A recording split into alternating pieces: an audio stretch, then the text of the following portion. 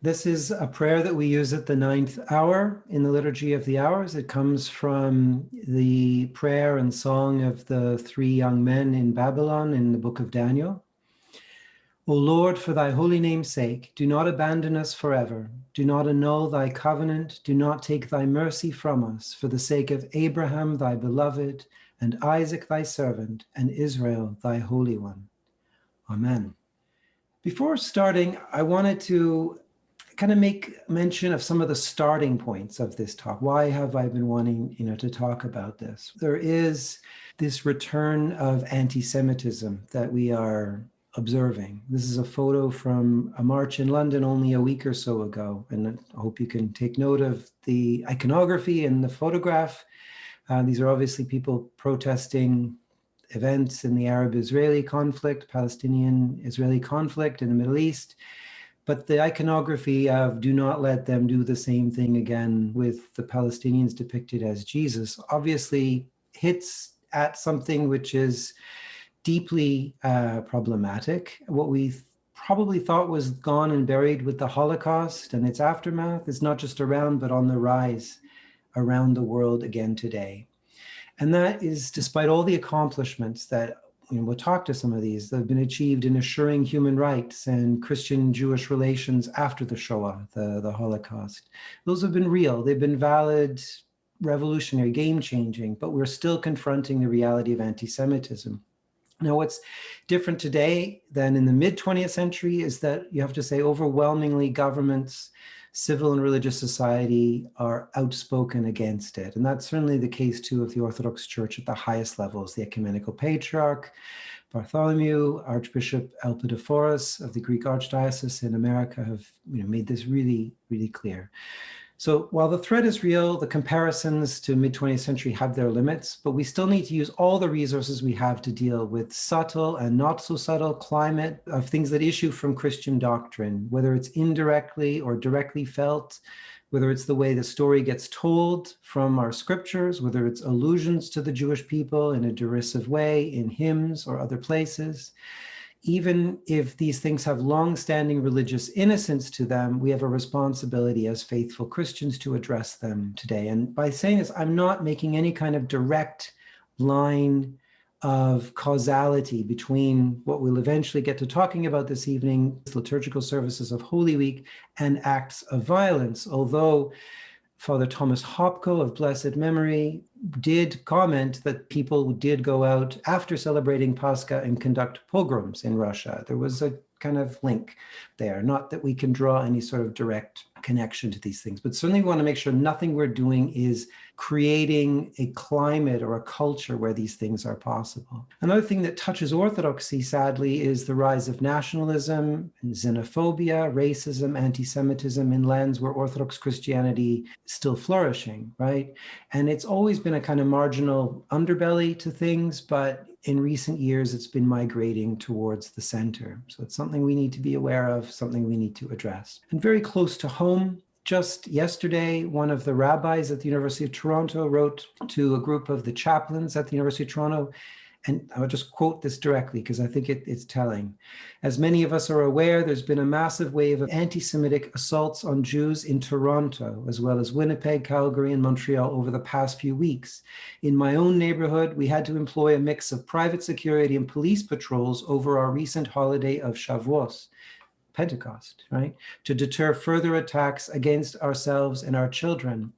But more than that, we've seen the public gathering of thousands upon thousands of protesters in our major cities across Canada chanting, "Kill the Jews, and we will finish what Hitler started," and unabashedly calling for the genocide of the Jewish people in our Indigenous homeland.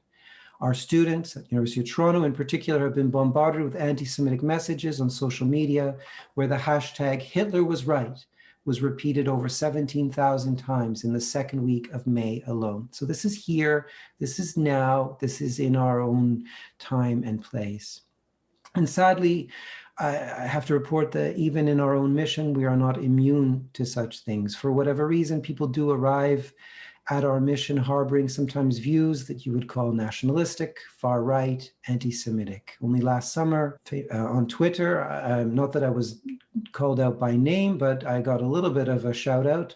My priest refuses to talk about the Jewish question, by which this person was reporting that I was refusing to have a dialogue with him about the Jewish conspiracy to rule the world. So there it is. That's one prompt to this. But nevertheless, as vitally important as all that is, it's not my main motivation.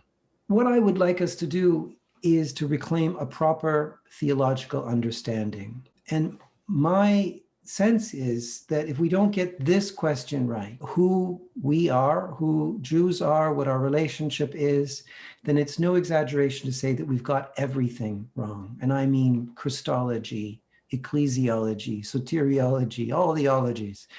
Who is Jesus? Who is God? What is the church? What is salvation? And let me be very clear here what I mean by reclaiming a proper theological understanding. And that is, it's indwelling and enacting the full narrative of God in the scriptures and proclaimed by the Apostolic Church. It's a renewal on deep theological principles. So I think this is the correct order. We don't go and say we need to address anti-Semitism, so what are we going to do in our teaching? Let's get our teaching right, our understanding of all of these things. Who is Jesus? Who is God? What is the church? What is salvation? What is our story? We get that right, we can address the scourge of anti-Semitism. If the motivation were to set aside theology to seek some kind of peaceful accommodation in a pluralistic society, I think it will lead us down the wrong path. I do think that's what we can observe has happened in certain quarters, certain Western Christian dominations, where rather than thinking of this theologically, just simply out of a desire to achieve good relations and make reparations for the Shoah and Christian complicity in that, sort of went about relativizing the faith. And I'm not interested in that, and for two reasons at least. The first is that the truth itself is important. And as I've stated already, the truth of this affects everything in our faith. If we get this wrong, we're not part of the story of God. But the second reason is the churches that have done this, that have simply abandoned all statements of theological truth concerning Jews and Judaism, have paradoxically and tragically made themselves vulnerable to the rise in anti-Semitism. And I'm not going to single any churches out. This is an evening of self-criticism after all, but I would simply point out that there have been tremendously divisive debates within certain Western denominations on issues like divesting from Israel. And this parallels other so-called progressive voices that have fallen prey to anti-Semitism. In recent years, the Labour Party in the United Kingdom, its former leader, Jeremy Corbyn, was ousted. Or even more recently, the Democratic Party in the United States has been affected, by this anti-Semitism. Yeah, I think in some parts of New York City, to run as a Democrat, you have to sign a pledge still that you will not visit Israel. These are problematic things, and it comes out of this kind of rush to deal with it on kind of pluralistic, relativistic grounds rather than out of truth. I would, however, single out one church among all the churches that have moved to respond to the horrors of the Holocaust, and that's the Roman Catholic Church. Because here we have a model of acting not by political activism only, or on the basis of relativizing truth, but of profound theological reflection. And we can refer with some hope and benefit to such documents as Lumen Gentium, which literally means the light of the nations or the Gentiles, and Nostra Aetate, which means in our time. And these are from the Second Vatican Council, as well as subsequent theological contributions and prophetic acts by Pope St. John Paul II, Cardinal Joseph Ratzinger, later Pope Benedict XVI. So I'll refer a little bit to that tonight, but it's maybe something we can explore further at other times. Another prompt here is the liturgical texts themselves. It's a prompt every year. As I've indicated, the issues we're looking at are core to our faith, and therefore they touch every word of every service, including why so much of our service is simply the Jewish scriptures rearranged for worship, right? But I'm talking about here certain specific texts that are, to put it mildly, easily interpreted to mean something other than what we would truly hold to if we are to be renewed on the basis of our core theological principles. It's possible that certain of these texts could be misinterpreted or misused, misapprehended, misapplied. I'm prompted particularly by the fact that as a parish, a month ago, we were faced with a second Holy Week with Pascha online. as a result of the pandemic. And one of the things I did, as many of you know, was to create service books for every day in Holy Week so people could participate in this more fully. So that prompted for me a question. It was all well and good kind of using existing service books, the Lenten Triodion, as has been translated by Callistos Ware, or the OCA's little daily service books for Holy Week and everything. But now I was kind of republishing these texts, right? And so it put the question front and center for me in a way that it hadn't been before. And also by having all these texts at hand for people to follow along with, it was probably front and center for you in a way that it hadn't been before. And those of you who followed along know that at certain key points, I made emendations, adjustments to the services, even though we continued with the singing and so forth, the services with the texts as we've received them in the OCA and the Lenten Triodion and so forth. So I want to talk about that partly tonight as a apologia perhaps, but certainly to chart a path forwards with what I've started or messed up in this regard. Another prompt here is that in this May-June semester, and some of you are here tonight, I'm teaching the New Testament course along with Professor Opperwall. And I'm sure they know this, we've been learning in the New Testament course about, filters and critical realism, and we only notice things that we're living anyway. So no doubt prompted by my own interests, I am actually seeing more and more student interest in the New Testament set within its Jewish context, whether that's the Gospel of Matthew as the fulfillment of Torah, whether that's Luke focusing on the God of Israel, visiting his people, and what that means for rivals who style themselves the ascended sons of God and Lord, like Caesar, whether it's John's telling the story of new creation within the context of Jewish festivals and practices, or whether it's Paul, the apostle, resituated within his Jewish context through the so-called new perspective on Paul, which actually turns out to be the old perspective, the Orthodox perspective, as well as much more attention to the fact that Paul remained an observant Jew until his death, which happened before, we have to remember, the destruction of the temple in AD 70. And I'll be talking a little bit about that cataclysmic and watershed event. So if more and more scholars are paying attention to the fact that Paul never ceases to be, and many of the other apostles, observant Jews, what does that mean for our understanding of early Christianity? Long thought of as the one who created a Christianity as distinct from Judaism, it's increasingly being seen that Paul had no such intentions at all. So that's where the New Testament scholarship starting point brings us, and it will factor into some of the theological principles that we speak about this evening. Another prompt, and that's just for the immediate timing of this. This is the week following the Sunday of the Samaritan woman, and we read in the Gospel of John, chapter 4, about our Lord's encounter with her.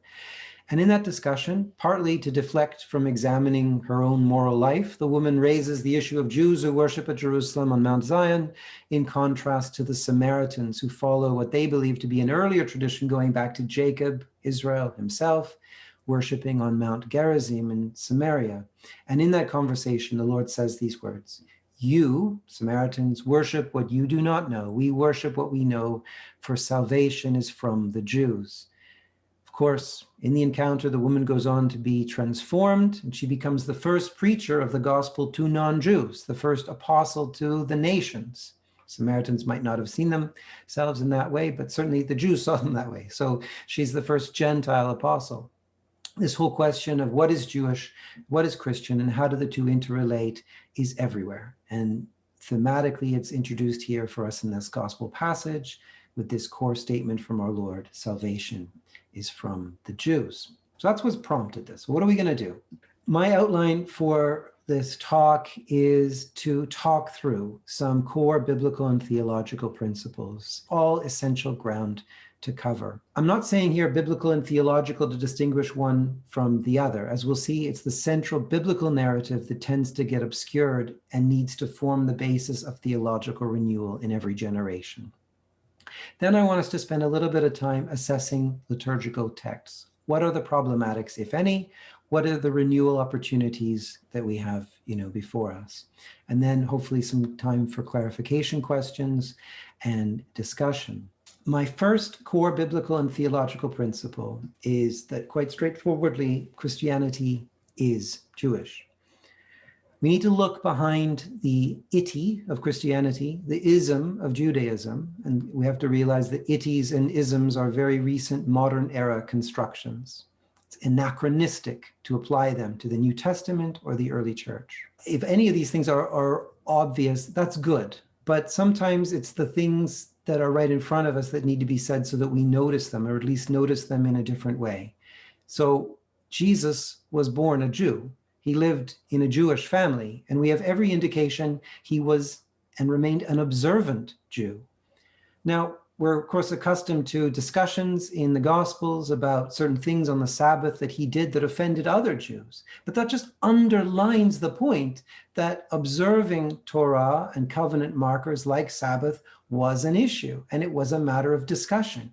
He will actually become the most observant Jewish man ever in terms of the great and holy Sabbath that we celebrate precisely at the culmination of Holy Week. No one celebrates the Sabbath more profoundly than Jesus. And he goes and rests in the tomb for the salvation of the world on the seventh day.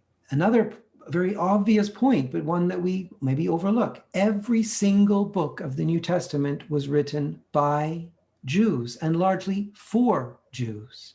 Now, you might say, what about Luke? Well, there's some debate over that, maybe some speculation through time. His Greek is too good. He couldn't possibly be Jewish. But that, of course, was to completely misunderstand that the vast majority of Jews lived outside of Judea and Galilee. They were Hellenized. And the thing you have to say about his Greek, it's not only the best Greek you could possibly imagine, but it is a Greek that is so embedded and informed by the Septuagint, more so than any other New Testament writer, that it's almost impossible to believe that he was not practicing Judaism in the Hellenistic diaspora. He's not able only to use words from the Old Testament, but styles and tone from the Greek version of the scriptures. So every book of the New Testament is Jewish, written by Jews for Jews.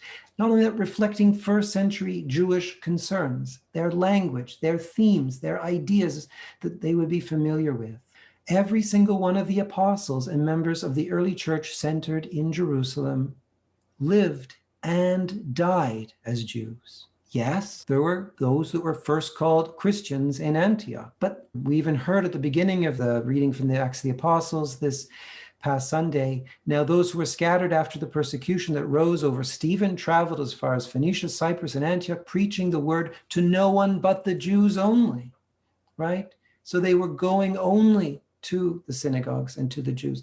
And we read that, and I think we sometimes think, well, they were going there to proselytize. They were going there only on this kind of mission to kind of get the people away from the synagogue. Well, it's precisely not. They were going as Jews for the Jewish service, participating in those Jewish rituals. And moreover, until the temple is destroyed, they were worshiping at the temple. They were sacrificing, they were participating fully as Torah observant Jews. There is no sense at all in which their Jewish identity is stripped out, and nor do they refer to themselves personally as Christians, although at Antioch, from some time after the martyrdom of Stephen, we know that there was this original term, Christians. Although how you actually translate that into English, Christian is perhaps a problematic rendering. It should rather be Christ follower or Christ believer, those who follow Jesus, as opposed to an adherent to something called Christianity. I'm tempted to tell you right now this anecdote about Mother Maria of Paris, Saint Maria of Paris, which totally reflects what I'm trying to get across to you here. And if you can just remember this one anecdote, maybe you won't have to remember anything else I've said here. But of course, you know that she harbored and protected Jews during the Nazi persecution in Paris, and she made sure that many people were saved and ultimately gave up her own life in place of a Jew, and she went to the concentration camps and died. But at one point, the Nazis came to where she was living in Paris and said, "Give up the Jews that you're harboring." And she said, okay. And she went into the house and brought back out the icon of Christ and of the Theotokos and said, here, these are the Jews that I'm harboring. Okay, so if you remember this anecdote, you'll get what I'm trying to drive at, right? For this church, for our church, there were two main questions: how to distinguish from and deal with others who were Jews, okay? Because not all the Jews were doing what these Jews were doing, which was to say, proclaiming Jesus as Kyrios, as Lord, and following him as Messiah. So that was problem one, how to distinguish from and deal with these other Jews. And secondly, how to incorporate others from the nations, the Gentiles is the same word, right? The ethni, goyim in Hebrew, into the church. And we'll come back to these points as they're absolutely central for our theological principles. But to end this first point, not one book and not one statement in the New Testament can be called anti-Jewish, right? They are Jewish books. They cannot, by definition, be anti-Jewish or indeed anti-Semitic. The second point is that believing in Jesus as the Messiah is one of the various ways of being Jewish in the first century. So Christianity, if we can call it that, the iti, doesn't come out of Judaism. It's actually nonsense to say that, nor does it make any sense to speak, as a lot of Western Christians, particularly evangelicals, do, of Judeo-Christian tradition, right? As a sort of broad tradition, begins with Jewish faith and then evolves into Christianity and so forth. In short, Christianity is a form of Judaism. So what was it to be Jewish in the first century? Well, first of all, I mentioned this already, most Jews live outside of Judea and Galilee. They are the diaspora Jews. They're mainly Hellenized, and so Greek speaking. And you don't have to go far from Judea and Galilee to find this context. Even Galilee itself, remember, is called the Galilee of the Gentiles. There's much mixing. In other words, the exile had never properly ended, right? So after that time when most of the Jews had left Judea, carried off into exile in Babylon and elsewhere, most had never returned. But what do you have on the ground in Judea? Well, you have the Sadducees, you have the temple in Jerusalem, and they are the party of Jews that, certainly wouldn't necessarily define themselves this way, but from the point of view of the other Jews, they are the ones who are complicit with the Roman regime in Judea. They're the ones interested in preserving Jewish identity by allying themselves to the authorities of this world. Think of Patriarch Sergius in Russia after the Bolshevik Revolution. To some extent, we need to go along with the state in order to preserve the church. That's the kind of Sadducee approach, is this kind of proto-Sergianism in the Sadducees. Then you get the flip side of the Sadducees, the same argument, but from the other side, in the Zealots. We need to use the authority and powers of this world to preserve our Jewish identity, to attain our goal of land and temple and identity. So it's going to have to take the form of political revolution. So where the Sadducees are willing to be complicit, the Zealots are looking for every opportunity to revolt. Then you have the Pharisees. The Pharisees are the ones who are Torah observant. They believe that God will be faithful and keep his promises. But what's important for Jews to do is to keep the law. God has not been able to fulfill his promises precisely because the people have not been faithful enough. So if we do what we can to be Torah observant, God will end our exile. He will restore a son of David to kingship. He will return with his presence to the temple, and all the nations would know this. This is the approach of kind of spiritual revolution, but within the world, right? Well, then you have a kind of flip side to that, another kind of spiritual revolution, but rejecting the world. Those are the Essenes. That's the ascetic approach. That's rejecting all other Jews and just sort of living as one remnant. And they're a very small group indeed. And there's some suggestion that St. John the Baptist may have been an Essene-like figure, with his kind of rhetoric and so forth. The Synoptic Gospels will focus on these groups, right? Especially the conflicts that the Jesus followers amongst the Jews will have with the Sadducees and especially the Pharisees. Then there are the political and regional issues in the Jewish faith. And I'm trying to avoid saying Judaism because there is no Judaism. There's Judaisms possibly, but the ism isn't there at all. You have Judea, you have Galilee, you have the diaspora. And John's gospel reflects these regional disputes a little bit more. It's also there in the Synoptics. Think of the disparaging remarks about Peter's Galilean accent in the Passion narrative, right? Oh, you sound like you're one of his group too. Listen to the way you talk, right? And here in this kind of division, the Jews from Judea look down on the Jews from Galilee. Think those are the country bumpkins, right? We don't want to have much to do with them. The Galileans thought of the Judeans much like most people in Canada think about people from Toronto, right? And both Judeans and Galileans would look askance at the diaspora Jews. And this is as good a point as any to make this point, and that is that the word in Greek that is in the New Testament, Judeos, is the same word that can be rendered either Jew or Judean. And so when Jesus and his disciples from Galilee are kind of entering into this conflict with the Judei, this cannot be with the Jews. That doesn't make any sense. They are Jews. They just happen to be living in Galilee and coming from Galilee and talking funny, right? And not being as sophisticated as the city folk. So in John's gospel, the main conflict between those who come from Galilee and those who are from Judea is a conflict with Judeans, right? This is a translation issue. And so when we come later to the problematic liturgical text, it's one of the easier ones to deal with because it doesn't involve changing the text, just the way it's translated. Those of you who know the Ages Initiative, that's one of the most comprehensive online resources for service texts in English. It's under the auspices of the Greek Orthodox Archdiocese of America. That's what they do. Whenever they're using the Gospel of John or translating the Holy Week services, it's not the Jews, it's the Judeans, and particularly the Judean authorities are at stake here. Here I take lead not only from those initiatives amongst the Greek Orthodox in North America here, but also leading New Testament scholar N.T. Wright, who in his own New Testament translation makes this distinction. He writes this: the Judeans were the inhabitants of Judea, the southern part of the country. The word is the same as for Jews, but that can't be what John means, since of course Jesus and his followers and the man he healed by the pool, he's talking in that context, were all Jews as well. Elsewhere, he seems to use the word quite carefully to mean the Jews who live in Judea as opposed to Galilee. And the same point is made in the Bauer Lexicon, one of the most highly respected dictionaries of biblical Greek.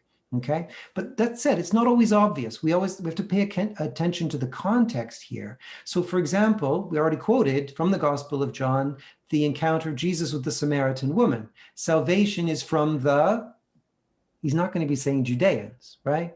It's from the Jews. It's the Jews who have no dealings with Samaritans, not just the Judeans, right? Now, I'm saying all this knowing that it's one word in the Greek, and people, just like we do in English all the time with words that we have that mean different things, we just contextually make sense of it. So when we have two different words in English, we have to be a little bit more careful. So it goes on and on, right? It's the Judeans and the Judean leadership, that is to say the Sadducees and the Sanhedrin, who conspire with the Romans to put Jesus to death on the cross. But Pilate affixes a sign that says, King of the Jews. And yet in the context of the gospel, the Judeans object to that sign being put up, right? And here's a tricky one. Jesus' body is taken down from the cross, wrapped in cloths with the spices, according to the normal Judean burial custom, is what Tom Wright says in his translation. But maybe Jewish burial custom makes more sense. Not entirely sure. Likewise, the body is buried in a nearby tomb because of the Judean day of preparation, or is it because of the Jewish day of preparation? So we're not off the hook entirely here, but we do have this solution that is a helpful distinction to make. And by the way, just in this kind of Judean versus Galilean thing, Galilean would later become a shorthand for Christian. Note that when Julian the Apostate, who was nephew of Emperor Constantine, and who becomes the last pagan emperor, he rules from 361 to 363, when he's trying to convert the empire back to paganism, he writes a treatise called Against the Galileans, and he means against the Christians. So anyway, back to the main point here. There were main different ways of being Jewish in the first century. They're confusing, they're overlapping. But one of the really important things to say is that to be Jewish in one way was to make claims about the other ways, right? So if you're a Pharisee, you were a Pharisee Jew and not a Sadducee, not an Essene, not a Zealot. Maybe some of them overlapped at the margins. We know in Jesus's group, there were Pharisees, there were Sadducees. We know there were Zealots. For the Essenes, the others were lost and they were the remnant community. For the Pharisees, they wanted to be as holy as possible and encourage all Jews to follow suit. For the Sadducees, the Judeans in leadership in Jerusalem, they were the ones saving all Jews by working out a political compromise, right? So they all, by being who they were making comments on the others. For the Zealots, they were the ones keeping the line of the Maccabean revolutionaries and martyrs. They saw that the political overthrow of Caesar was the only way forward. That's how they would restore Israel. And they're actually the ones that are going to go about and ultimately precipitate the destruction of the temple by the Romans in AD 70 during their uprising of 67 to 73.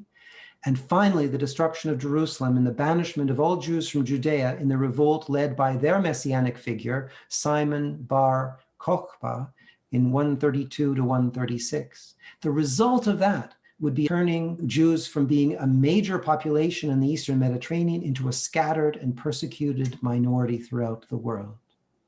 So you have these different Jewish groups: Essenes, Pharisees, Sadducees, Zealots, and the followers of Christ. We need to put them right into the mix. And oddly, as I said, these followers of Christ were drawn from all of these groups, perhaps, and maybe even the Essenes, if we count the followers of John the Baptist that way. So, well, who were the followers of Jesus? Well, they focused a lot of their attention on the temple, right? The temple is a major theme in the Gospels and in the writings of the New Testament, like the Sadducees.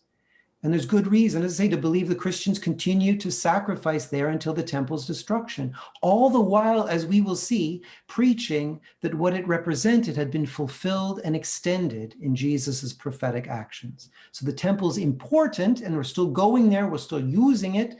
We support the Sadducees that far, but actually something more profound and important has taken place because Jesus becomes the temple that replaces that temple and fulfills its role.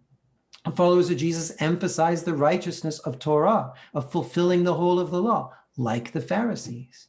The followers of Jesus proclaimed him as Lord and King in the face of Roman authorities, like the Zealots. The followers of Jesus talked about inner spiritual transformation necessary to be a faithful member of the covenant, like the Essenes.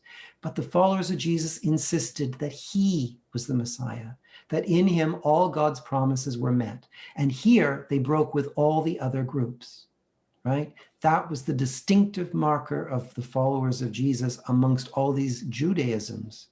The point is that the entire New Testament, with all its various perspectives, reflects one Jewish family within a larger Jewish context, with all the disputes and divisions that entails. So when early Christians describe Jesus in conflict with Pharisees or Sadducees or Judeans, these are internal Jewish conflicts, not Christianity versus Judaism. There is, I reiterate, nothing anti-Jewish about anything in the New Testament. The third point that comes from this is that Christianity, being Jewish, does what all other forms of being Jewish always have. It makes exclusive claims for what that means. So part of the confusion that we have is that out of that historical context that I've just described, really only two strains of Jewish faith and practice remain in the aftermath of the Bar Kokhba revolt of 132-136. In AD 70, the temple is destroyed, along with the Sadducee approach to it, right? The Sadducee approach to Judaism disappears with the destruction of the temple. And by AD 136, the Romans will have crushed the 2-year independence of Judea that Simon Bar Kokhba had established. A Roman army made up of 6 full legions and elements of others destroy everything Jewish in Jerusalem, and they bar Jews from Jerusalem except to attend the once-a-year memorial Tisha B'Av. And incidentally, that decree affects all Jews, not just the Zealots, who had followed the Messiah Simon, whose movement comes to an end. Also the Pharisees, and also the Christ followers. And these, then, the Pharisees and the Christ followers, the Christians, become the 2 strains of Jewish faith that remain.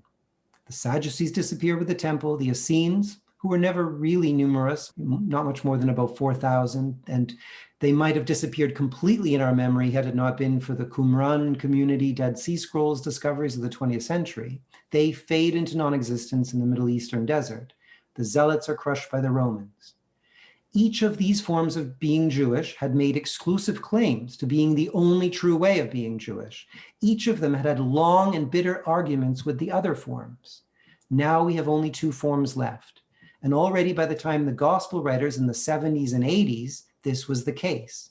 Hence, the real battle with the Pharisees on the part of the Christian form of Jewish faith. What are we reading in the Gospel of Matthew in chapter 23? The long, rhetoric and polemics against the Pharisees and so forth. We're reading the aftermath of the temple. We have two groups of being Jewish that are trying to work out what is the proper way of being Jewish. And in the words of Christ, we have being told to the Pharisees, you've got it wrong in these ways, not your righteousness, but your way of going about it and not seeing Jesus as the Messiah, the fulfillment of all of that righteousness. So from these two groups, the Pharisees will develop the Talmudic tradition, and they will try to work out what it means to be Jewish without land, temple, priesthood. And that's a process they'd started a long time ago in Babylon, right? That's where the synagogues had started. That's where they had first said, how can we sing the Lord's song in a foreign land? Now everywhere is a foreign land. But how do we be Jewish without land, temple, priesthood? And the Christians have already been active. The New Testament is written, Gospels, letters, apocalyptic literature. They set out that in and through Jesus, God has acted in a way that fulfills all Jewish faith and hope.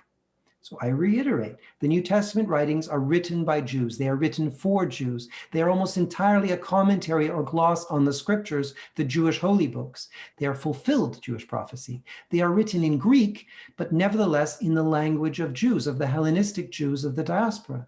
They are about Jews dealing with other Jews, particularly these conflicts between different Jewish groups. They are about Jewish history and purpose. And above all, they do that most Jewish of things. They claim that all the other ways of being Jewish are wrong. Okay? Let me say that again. They do that most Jewish of things. They claim that all other ways of being Jewish are wrong. So why is that important? Because one of the most difficult issues to contend with here, theologically, liturgically, pastorally, is the whole notion of what has come to be called supersessionism, right? The idea that Christians replaced Jews as God's chosen people. It's hugely problematic. It lies beneath a lot of the bad ways of telling the story of Jesus and his followers, of telling the whole story of God. But what we need to see in the context of the first Christians, within this form of being Jewish, that it's precisely in being Jewish, in doing that most Jewish of things, that they make their exclusive claims about Jesus as the Messiah. Put another way, to make the claim that following Jesus is the proper way to be Jewish is the most Jewish theological move the earliest Christians make, okay? It's not supersessionist, right? Unless you mean by that the idea that we have found the truth of this, right? That's not, supersessionism in that hard sense is Christians have come along and replaced Jews as God's chosen people. It's the rhetoric of a long period. It leads to all kinds of misunderstanding and so forth. But what we're talking about here is the exclusive claim of early Christ followers. The next point is, well, how do others get in?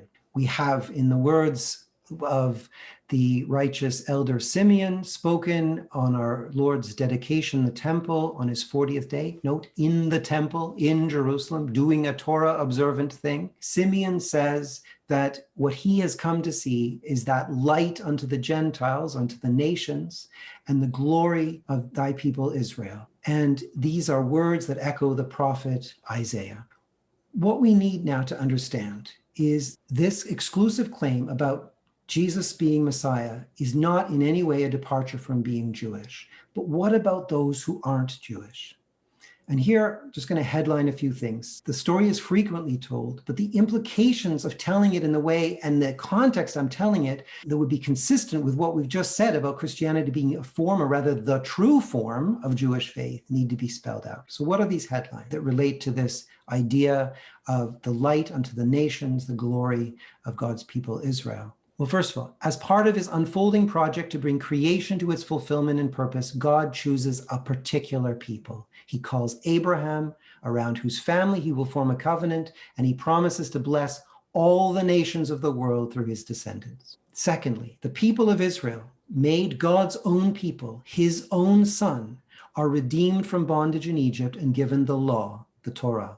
Third, the story of the scriptures is the story of God's faithfulness and righteousness to that covenant, despite Israel's ongoing infidelity. Fourthly, the need for Israel to repent and return to her God is spelled out through the narratives of the scriptures and through the prophetic writings.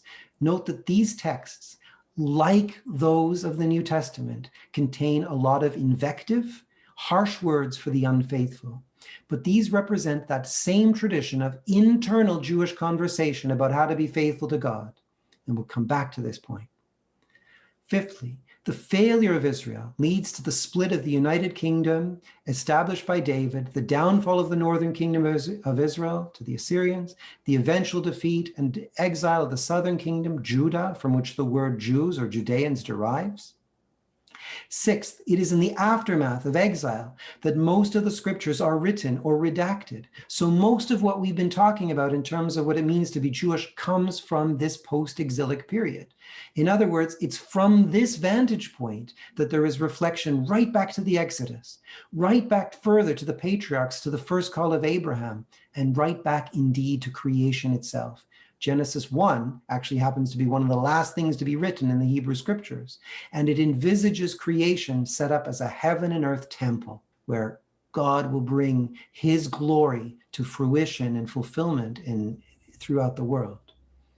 Seventh, the covenant righteousness and faithfulness of God coalesces around promises that can be summed up in three fundamental expectations described by the prophets, especially key ones like Isaiah, Jeremiah, Ezekiel, as well as the apocalyptic literature like Daniel. One, God will reestablish his rule, either through a new and better David, a not very well-defined Messiah, meaning anointed figure, or by coming in person himself. It's not clear how it's going to happen, but God will reign in Zion. Secondly, God will reinstitute the temple as the nexus point of creation in which heaven and earth are joined together, right? That was the point of creation, the temple that was described in Genesis chapter 1. And thirdly, all the nations would come to know this. All the nations would come to know this. They would all acknowledge Israel's God as the true God and would come to worship him. That's how you know the promises are fulfilled. God reigns. The temple is established as a heaven and earth reality, bringing in all creation. And thirdly, all nations will worship God. That's the messianic age to come. Now, the early followers of Jesus believed and taught that this had all happened in him, despite external appearances, right? You can imagine, this is the internal debate in the first century. Has it happened? Has it not happened? Right?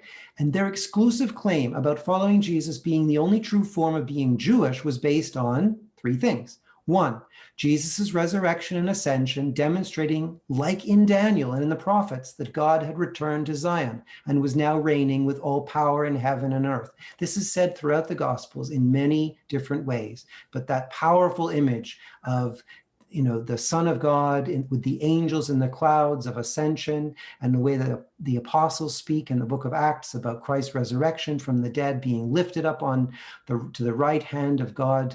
These are images of God reigning. That the early Christ followers are saying this expectation has been fulfilled. Secondly, Jesus by his incarnation has fulfilled what the temple, and before that, the tabernacle in the wilderness, was supposed to be, the point at which heaven and earth are joined together, where God dwells with his presence. All the symbols and meaning of the temple pass into him, where those who receive the call are able to share in God's presence. So God has restored the temple. After AD 70, there's no physical temple there, and it's even more obvious what the Christians are pointing to, that Jesus has become that nexus point of heaven and earth meeting, and all of creation can share in that by participating in his life. And thirdly, and crucially, this renewal of God's covenant in Jesus is now doing what had been promised to Abraham and confirmed again and again in the prophets. It's no longer limited to an ethnic or genealogical Israel with its covenant boundary markers, but extended to all those who respond to God's invitation.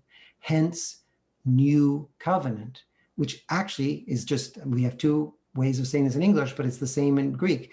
New Testament, new covenant are the same thing, right? You know that. This is new in the sense of renewed and fulfilling that of which the prophets had spoken. But often it's not even spoken of as new in the early church. The early church does not call itself the new Israel, just simply Israel, in total continuity with what went before, in fulfillment of all the covenant promises of God. But coming back to our questions on this slide, how were the non-Jews to be joined to this? That's what isn't immediately obvious or clear. That's what takes some sorting out. For the Jews, it's straightforward. As long as there's a temple, keep worshiping there, along with gathering with others who acknowledge Jesus as Messiah. Keep the covenantal markers, circumcision, ritual purity, food laws, Sabbaths, so forth. And all the early apostles, all the early Christians in the Jerusalem church are doing that. And again, I'm just headlining this for now, but that's what comes to a head in Acts. It's the subject of the first council in Jerusalem in Acts 15. It's also referred to in some of Paul's epistles. For those who are from the nations, from the Gentiles, it's not necessary to go through the ethnic covenant markers of circumcision, food laws, ritual purity to join Israel.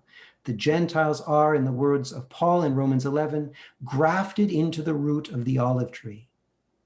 So even while those of genealogical Jewish descent still were expected to follow their historic practices, joining them to the new covenant markers of baptism and Eucharist, those joining themselves to Israel from the nations were not expected to. In fact, the real source of tension on this subject isn't that Jews like Paul still keep Torah, right? Note, it's not that Jews are keeping Torah. That's not the problem. But that there were those who tried to insist the Gentile converts did, or indeed that some Gentile converts took that up themselves, the so-called Judaizers. We could spend a long time on this, but suffice to say, there is no true concept of the church of Jesus Christ that does not connect the church to being Israel. And that's what the Second Vatican Council, I'll refer to this the first time here, meant when it opened its section on the document Nostra Aetate, which means in our time. And when it writes about Judaism, writing, as this sacred synod searches into the mystery of the church, it recalls the spiritual bond linking the people of the new covenant with Abraham's stock. So as we search the mystery of the church, what do we find? We find Israel. Inside the church, you find the Jewish faith. In the words of Pope John Paul II, the Jewish faith is intrinsic to the nature of the church.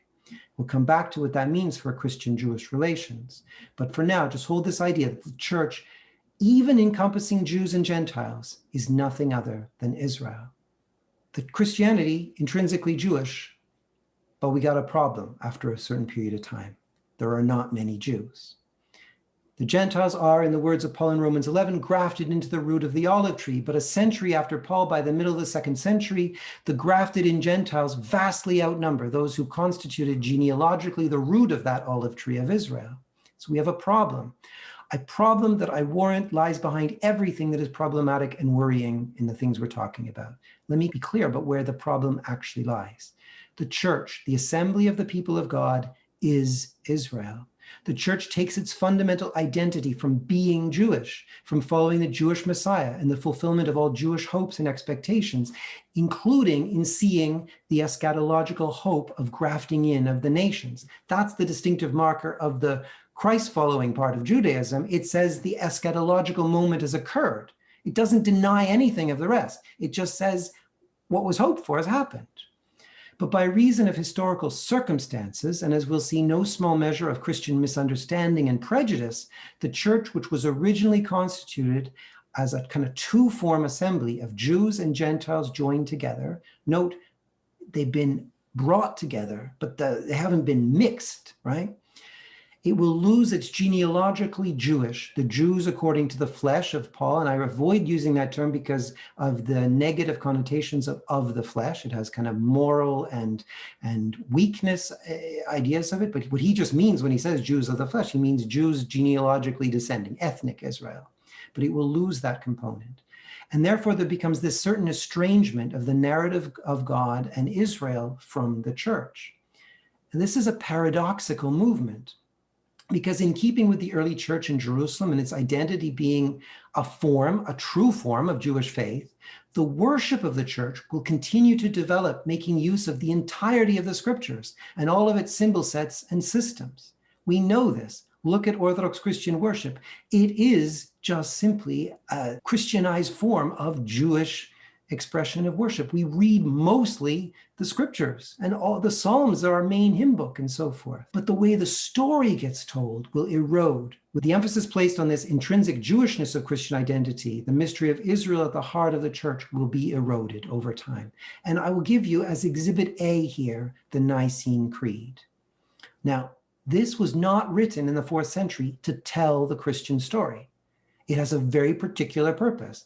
It was all about putting a fence around the faith in order that the distortions of Arianism wouldn't affect it. It was put up for that very reason. But that's not how it came to be used. Through many centuries, that creed has been understood as a kind of shorthand way of telling the story of salvation, right? We go from creation, we'll accept the first 3 chapters of Genesis, right? And then we jump right to the coming of Christ and the incarnation. And apart from a mention in the creed of the Holy Spirit speaking through the prophets, there's not a single reference to that whole context, which is intrinsic and at the heart of what the church is. I recently mentioned in a sermon that we should always be ready, as Peter says in his first epistle, to make our defense to anyone who demands from us an accounting for the hope that is in us. In other words, be prepared to tell God's story. And it should be more than chastening for us to know that while many of us would frame and tell the story of our faith in a way that kind of mimics the Nicene Creed, not one of the apostles, nor Jesus himself, would reduce that story in the way that we have it there. Right? Doesn't that make us think? Everything Jesus did and said was within the story of Israel and the terms of Jewish faith. And it's this loss of Jewish identity, the mystery of Israel intrinsic to the church, that is the core of our problem. So let's see why as we take our first look at issues of liturgy and so forth within the church. And the question is, in liturgy, the word we, who are we? What is it we're talking about when we say we? It is in worship, in the liturgy, that we are constituted as members of the body of the Messiah of Israel and the covenant community of God. It's in the liturgy that the story of God's kingdom is proclaimed and enacted, in which we are shaped and formed as kingdom bearers. Liturgy, in fact, is the very foundation of our identity and our identity formation. So what happens in worship matters tremendously. The story we proclaim, the story we actually hear, and we're filtering a lot of it out a lot of the time, the story we learn to enact is absolutely crucial. And that story, fundamentally, in our liturgy, is the story of Israel. The liturgy of the church does remain grounded in the scriptures. The scriptures, in fact, are just rearranged for worship, with its fundamental interpretation and hermeneutic being the writings of the New Covenant or Testament itself, right? This hermeneutic of fulfillment. Specifically, we speak of something called typology, and we'll come back to that in a moment. So even while the church gradually gets distanced in its context from its intrinsic Jewish identity, it retains this core story of Israel at its heart. Again, this is pretty headline stuff. And I can prove this to you by going through every line of every service in the liturgy of the hours, the Eucharistic liturgies, the liturgies of the sacraments, or showing you that our core hymn book is the Psalms, or that our main language and symbol system is that of the Torah, the prophets. And what this leads us to is to this identification with Israel, this kind of imaginative identification for those of us who are not genealogically of Israel, but we are made part of it. And so even though we, most of us anyway, are Gentiles, my great-grandmother was Jewish, so I can at best claim to be 12.5% Jewish genealogically, we, the we of liturgy, are nevertheless Jewish by narrative identification. Let me just quote a short section from the anaphora of the liturgy of St. Basil the Great. Because unlike the Nicene Creed, which I hasten to say wasn't written to do this, to tell the story of God and salvation, St. Basil is keen to remember Israel in his great narrative of thanksgiving. And in this narrative, we are Israel. So remember this, for thou didst not turn thyself away forever from thy creature, right? We've had the Genesis 1-3 bit that we get in the Creed. Whom thou hadst made, O good one, nor didst thou forget the works of thy hands, but through that the tender compassion of thy mercy, thou didst visit him in various ways. Thou didst send prophets, thou didst perform mighty acts by thy saints, who in every generation were well-pleasing to thee.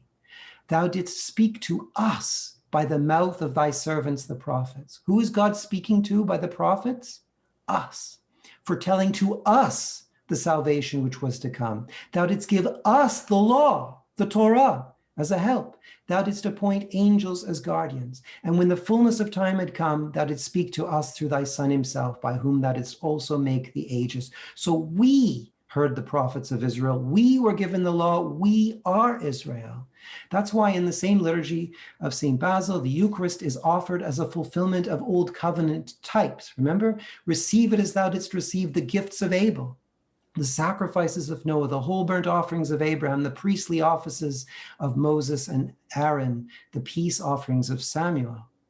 So typology, right? This is what's going on in liturgy. Well, it's that Christian theology and biblical exegesis whereby a relationship is established between the Old Covenant and the New, the Old Testament and the New, where events, persons, statements in the Old are seen as types prefiguring their antitypes in the events or aspects of Christ or his revelation as described in the New Testament. So a famous example, Christ himself uses it, right? Jonah is the type of Christ in that he emerges from the fish's belly for 3 days and thus appears to rise from death on the 3rd day. And when it works correctly, typology like this, which is embedded into the Gospels and the New Testament writings, it's embedded into our liturgy, it points directly at this mystery of the eschatological fulfillment of Israel in Christ and his church, right? Israel fulfilled, not replaced. However, typology is apt to go wrong on occasion. And here's where we're getting to the real crux of the matter. A lot of the mess we've got ourselves into in our understanding of the church is what happens when typology goes wrong. This will be an extremely long discussion.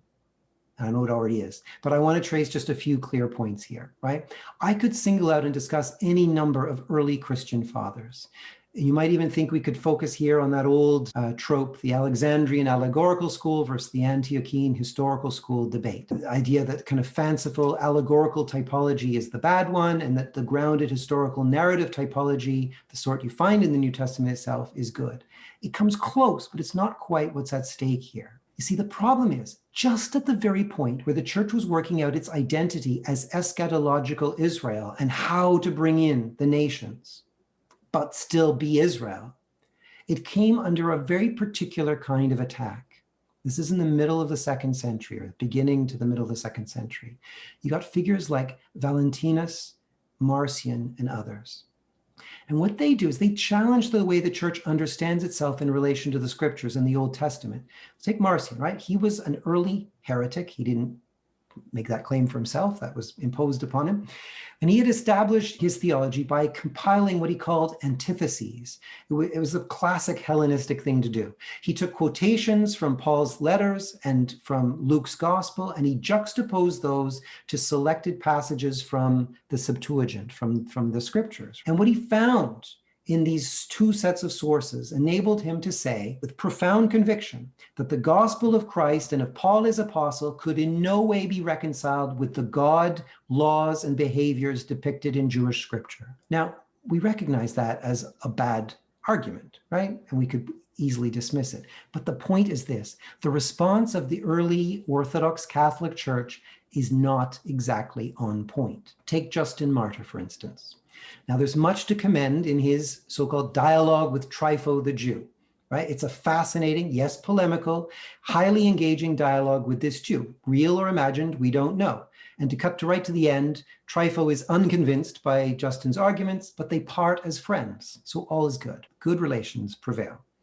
And there's a particularly good exchange, in fact, because at one point Trypho asks Justin, having listened to all his defense of Christian beliefs, and he kind of has this light bulb moment, right? Trypho says, "Are you Israel? You know, after all, am I getting the point? Are you Israel?" Justin's response is, "As therefore from the one man Jacob, who has been surnamed Israel, all your nation has been called Jacob in Israel." Like you Jews, you get your name Israel from him. "So we from Christ, who begat us unto God, like Jacob and Israel and Judah and Joseph and David, are called and are true sons of God and keep the commandments of Christ." So yeah, we are Israel. We are sons of God like Israel, like all the others because Christ has made us so. We are sons of God in Christ.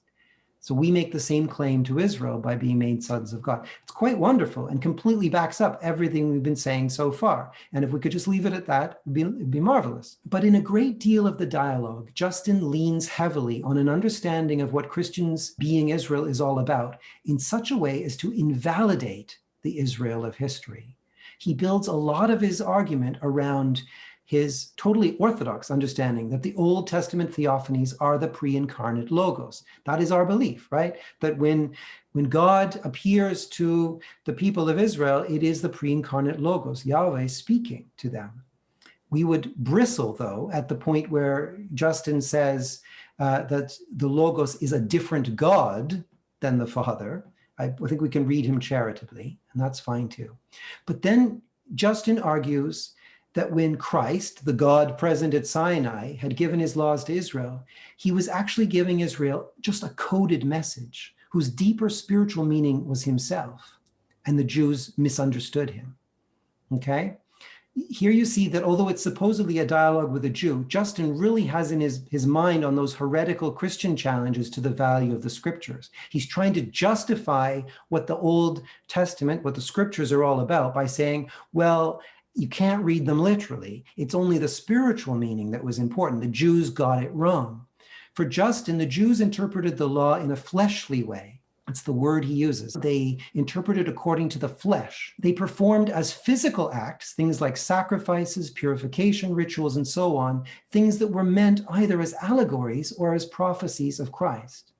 So you see how we're departing from the idea that there was history, and that history has an ultimate meaning in the typological fulfillment in Christ. We're now getting to the point where that history itself was never meant to be literal or historical in the first place. It was only a kind of coded set of symbols. This is kind of dangerous territory. In Justin's perspective, the Jewish Bible, in the most profound and direct way, was the Christian, but Israel was never the Jews at all. Once read correctly, the Bible clearly prophesied the rejection of them and the salvation of the true Israel, that is, of the Gentile church, more precisely of his own Gentile church, not the one of Marcion. Justin could therefore insist against his Christian opponents that nothing was wrong either with the Septuagint or with its message. The problem was not the Bible, but with Jews. Okay, so let's get that clear. For Justin, like for other apostles and the New Testament writers, Jesus as Messiah is the fulfillment of the scriptures. All the previous events, figures, places, and rituals find their fulfillment in Jesus. That is typology. That's good.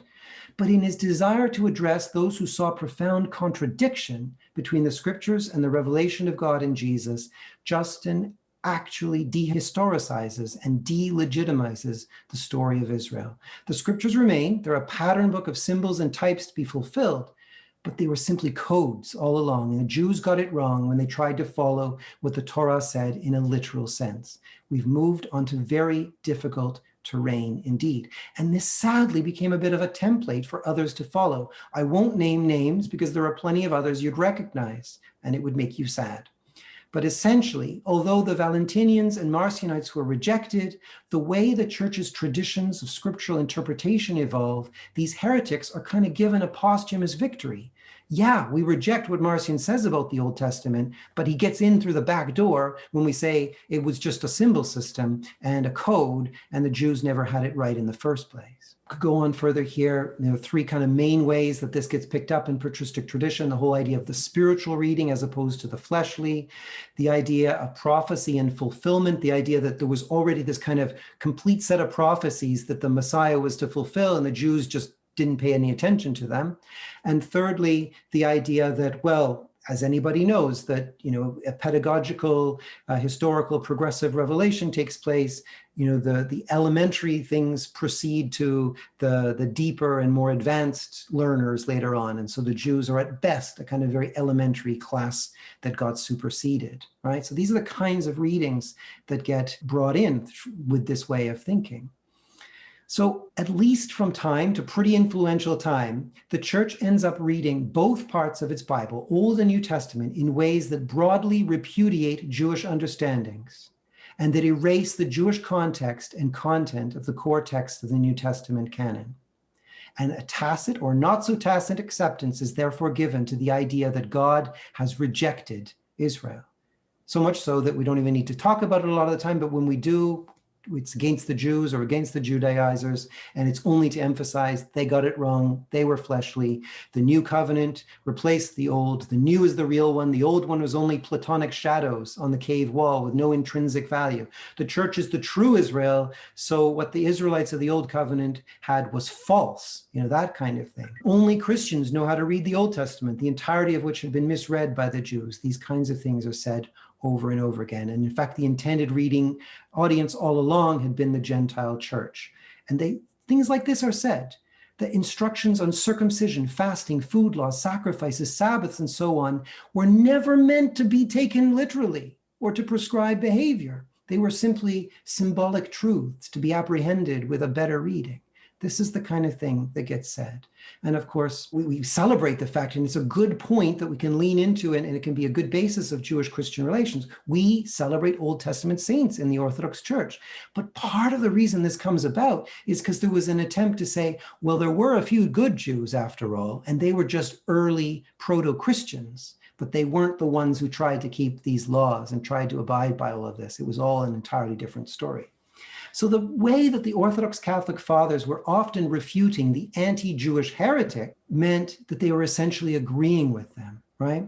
And this gets noted. There's a famous kind of figure who kind of becomes a late avatar for the likes of Valentinus and Marcion. This is a Manichaean in the 4th century, Faustus. And Faustus points this out. He has a dialogue, a debate with Augustine, and he tells them that you Orthodox, you Catholics, he calls them Catholics, right? But it's the Orthodox faith of the Catholic Church at that point. There's no split, right? He says this: Catholics have hypocritically clung to the Old Testament while despising everything it says and represents. He says the Manichaeans are more honest, because they forthrightly reject these unsavory Jewish books. A core of common convictions actually unite these two Christian communities. Faustus is kind of an ecumenicist. He's reaching out to Augustine and saying, you should join with us, because he suavely suggests that despite the Catholics' unwillingness to acknowledge this fact, they share this bond, their principled and mutual contempt for the teachings and practices of Judaism. This is what his reading of the Church Fathers is showing him. You're all Manichees anyway, just admit it. Come and join.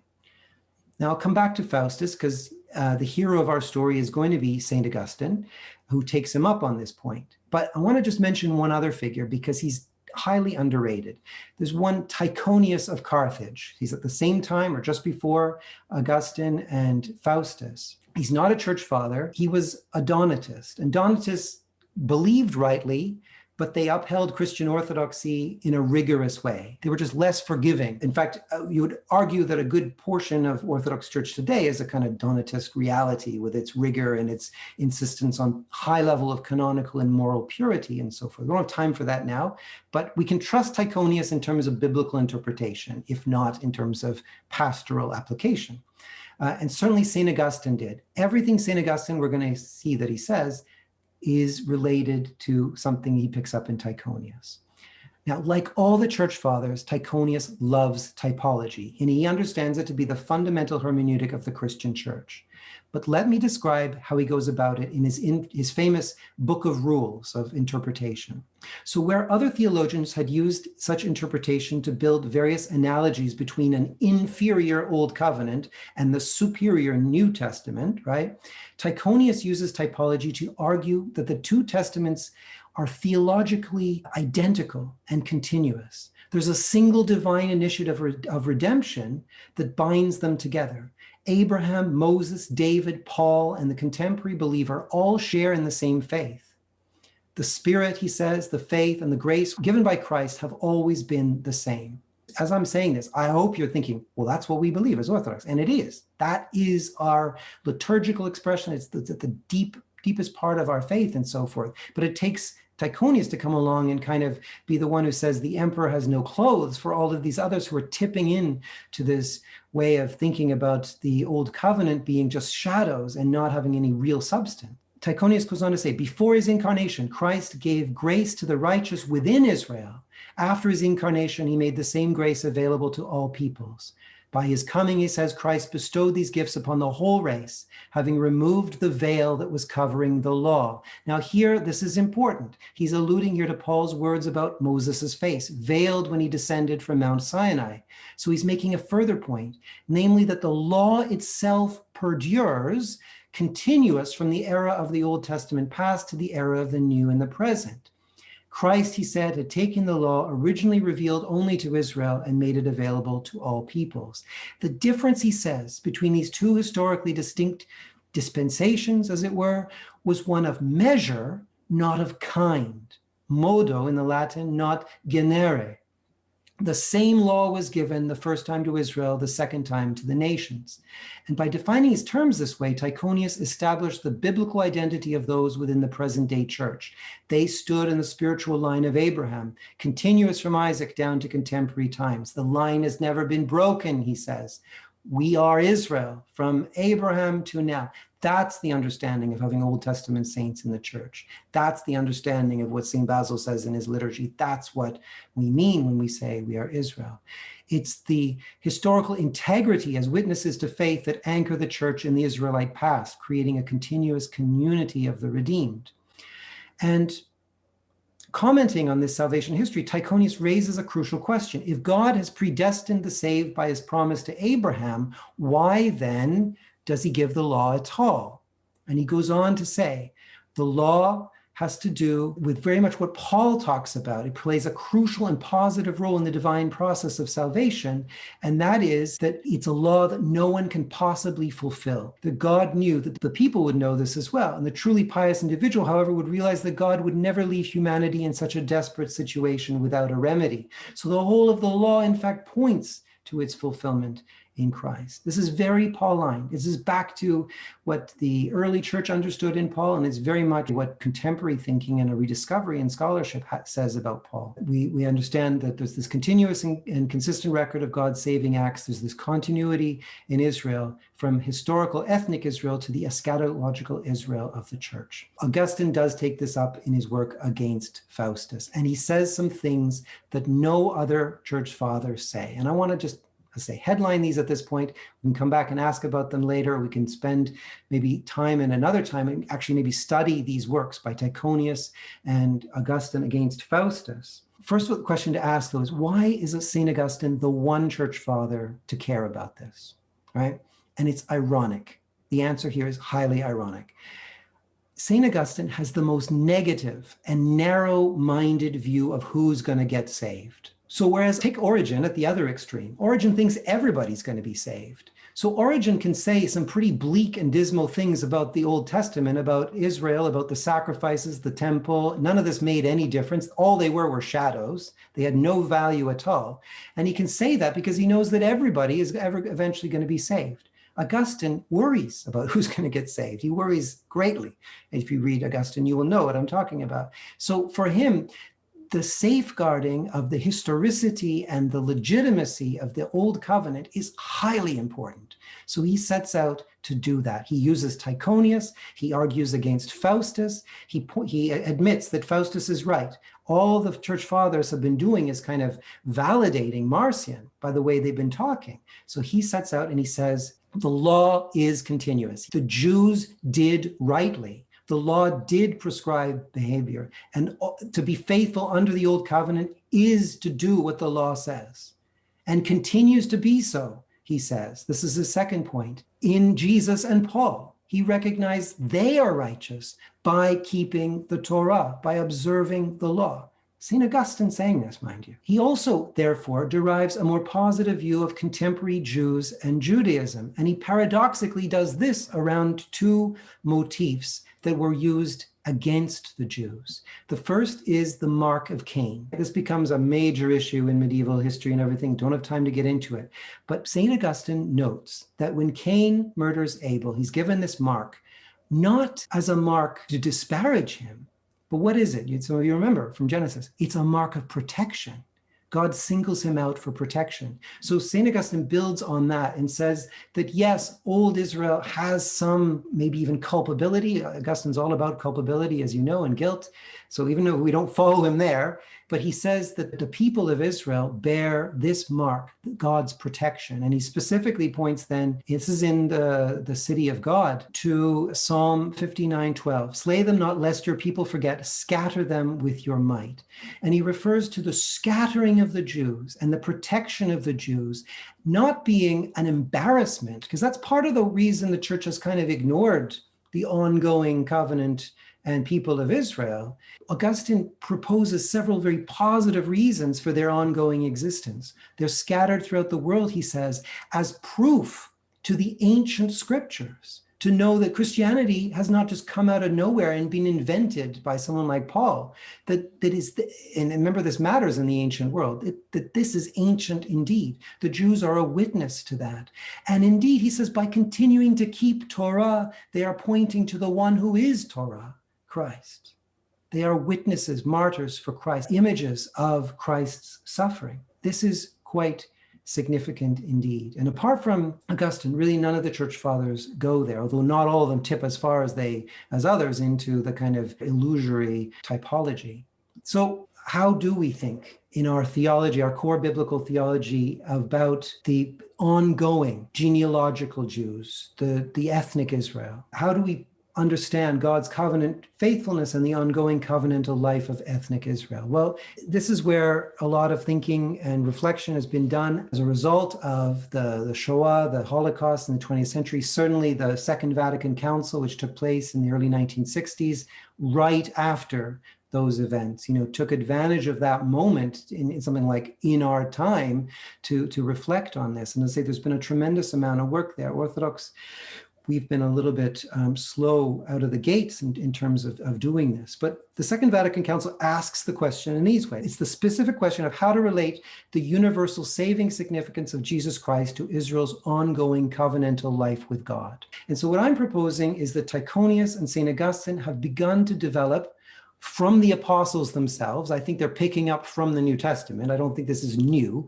I think that stuff that we got into with some of the other church fathers takes us in the wrong direction. But Tychonius and Augustine are getting us back into something which is very helpful for this discussion today. And I say before, there's much to admire in what the Roman Catholic Church has done. I think it's worth coming back to. But I'm going to highlight this in two ways. One is a Torah Christology, and the other is an Israel ecclesiology. And these two things come together. Essentially, Torah Christology says that the one, as Justin Martyr himself says, who gave the law to Moses, is himself the lawgiver and the embodiment of the law. So if Jesus is Torah, which is precisely what the New Testament says, particularly in the Gospel of Matthew, right? And St. Paul will say, similar things. If that's the case, then those who are assiduously, faithfully keeping that Torah,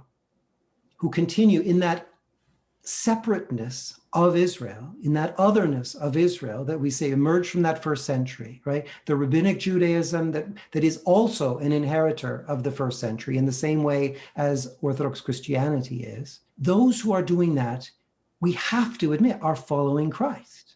Right? There is no other Torah. That's what Torah Christology leads to. And it's a deeper reflection on this that is at the heart of this. Now, note what we're not saying by saying that, because there is a whole way of effacing and diminishing ethnic Israel by saying, well, they've rejected Christ, but we hope that, like all the other people, they will eventually come and realize who Christ is, and then in the end, they'll be saved. No, a deep, deep Torah Christology says that even now, as they strive to keep Torah in the way that Jesus himself did, in the way Paul did, and all the early apostles, in the way all the faithful ones we commemorate in the Old Testament did, and as St. Augustine says, that was important, and he recognized the ongoing importance of that, they are continuing to be faithful members of God's covenant, right? The difference between ethnic Israel and the church as Israel is a separateness within one family, by which ethnic Israel is the historic continuity of the genealogical family that was called in its particularity. And the church as Israel is the eschatological realization of that in the middle of history. It is the anticipation of that, because even, ethnic Israel had always said, we know the Messiah has come and the Messianic age has been instituted when the nations all come in.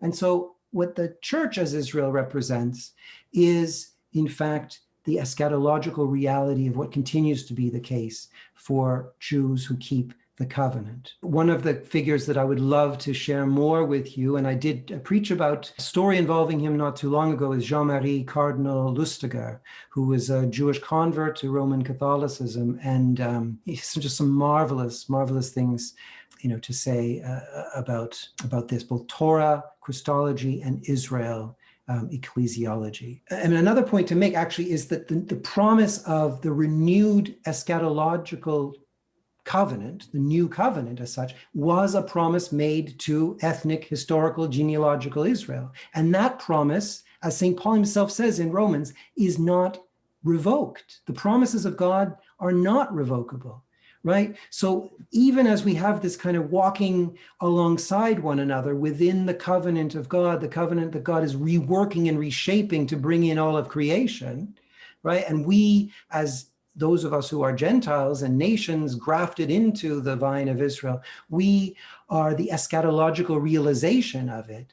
Even still, the promises obtain to historical, ethnic, genealogical Israel. Those promises were made to them and to us, in them, and so forth. And that's the kind of thing that Lustiger, points out. So to this point in time, only a small portion of genealogical Israel has entered fully into this renewed covenant, but the promise extends to Israel as a whole, and the promise will be fulfilled. In this sense, genealogical Israel remain the people to whom that new or renewed covenant uniquely belongs as a heritage. And in this in-between time, historical Israel and eschatological Israel are both needed.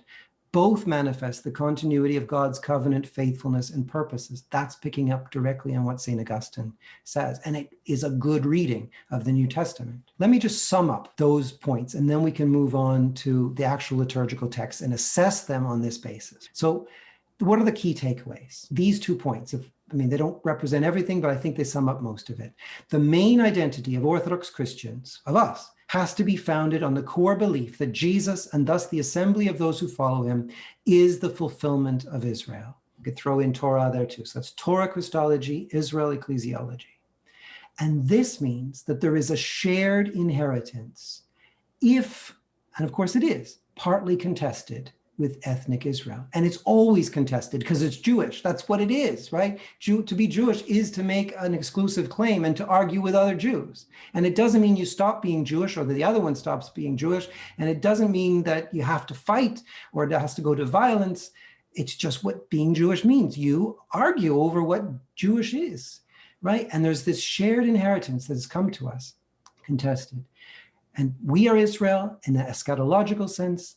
They remain Israel in the historical, genealogical, ethnic sense. Let's assess the liturgical text.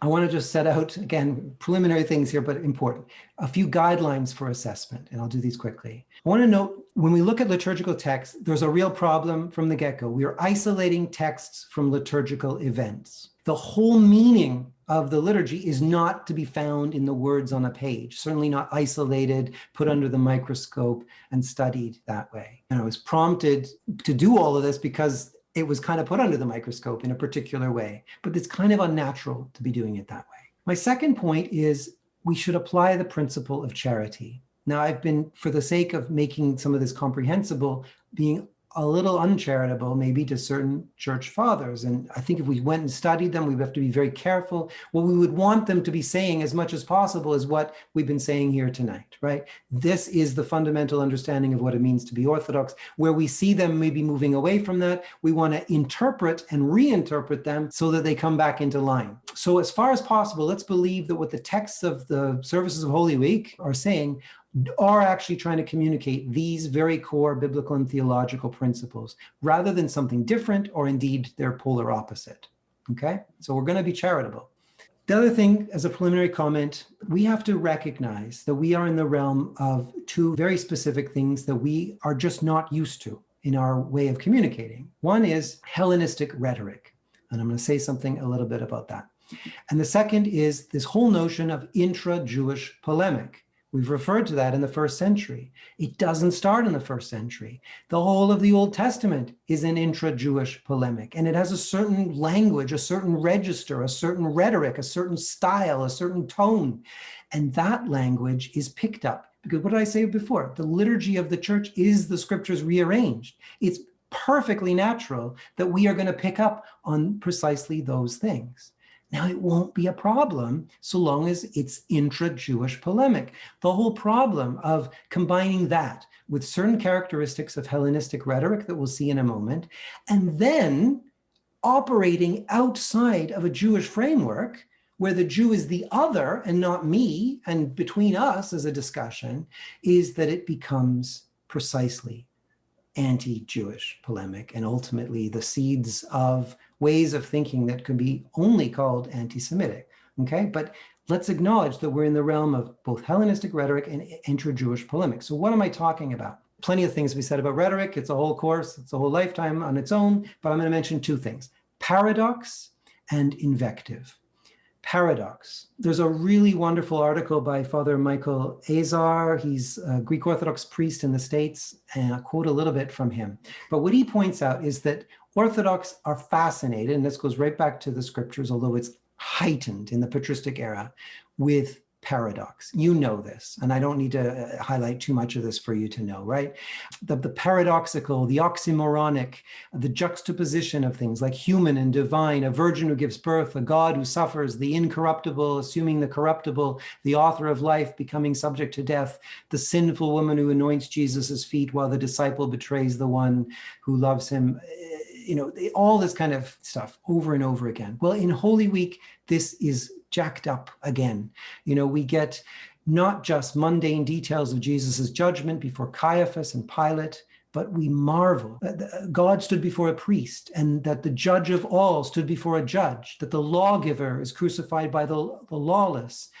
It's not just an innocent man who suffers, but one who is God. And just one very quick example of this from Holy Week is this one. This is just perfect exemplification of paradox, right? You know this, Antiphon 15 of the Matins of Holy Friday. Today, he who hung the earth upon the waters is hung upon the tree. The King of the angels is decked with a crown of thorns. He who wraps the heavens with clouds is wrapped in the purple of mockery. He who freed Adam in the Jordan is slapped in the face. The bridegroom of the church is affixed to the cross with nails. The son of the virgin is pierced with a spear. We worship thy passion. Show us also thy glorious resurrection. That's paradox, okay? Now, there's a very particular expression of it in Holy Week that's important to kind of highlight here. And that is, and I'll give you the Greek word here, it's synkatavasis, and it's often translated as condescension. And it is the final and ultimate expression of God's saving work, right? Now, take this idea of paradox and the idea of salvation as condescension, as synkatavasis.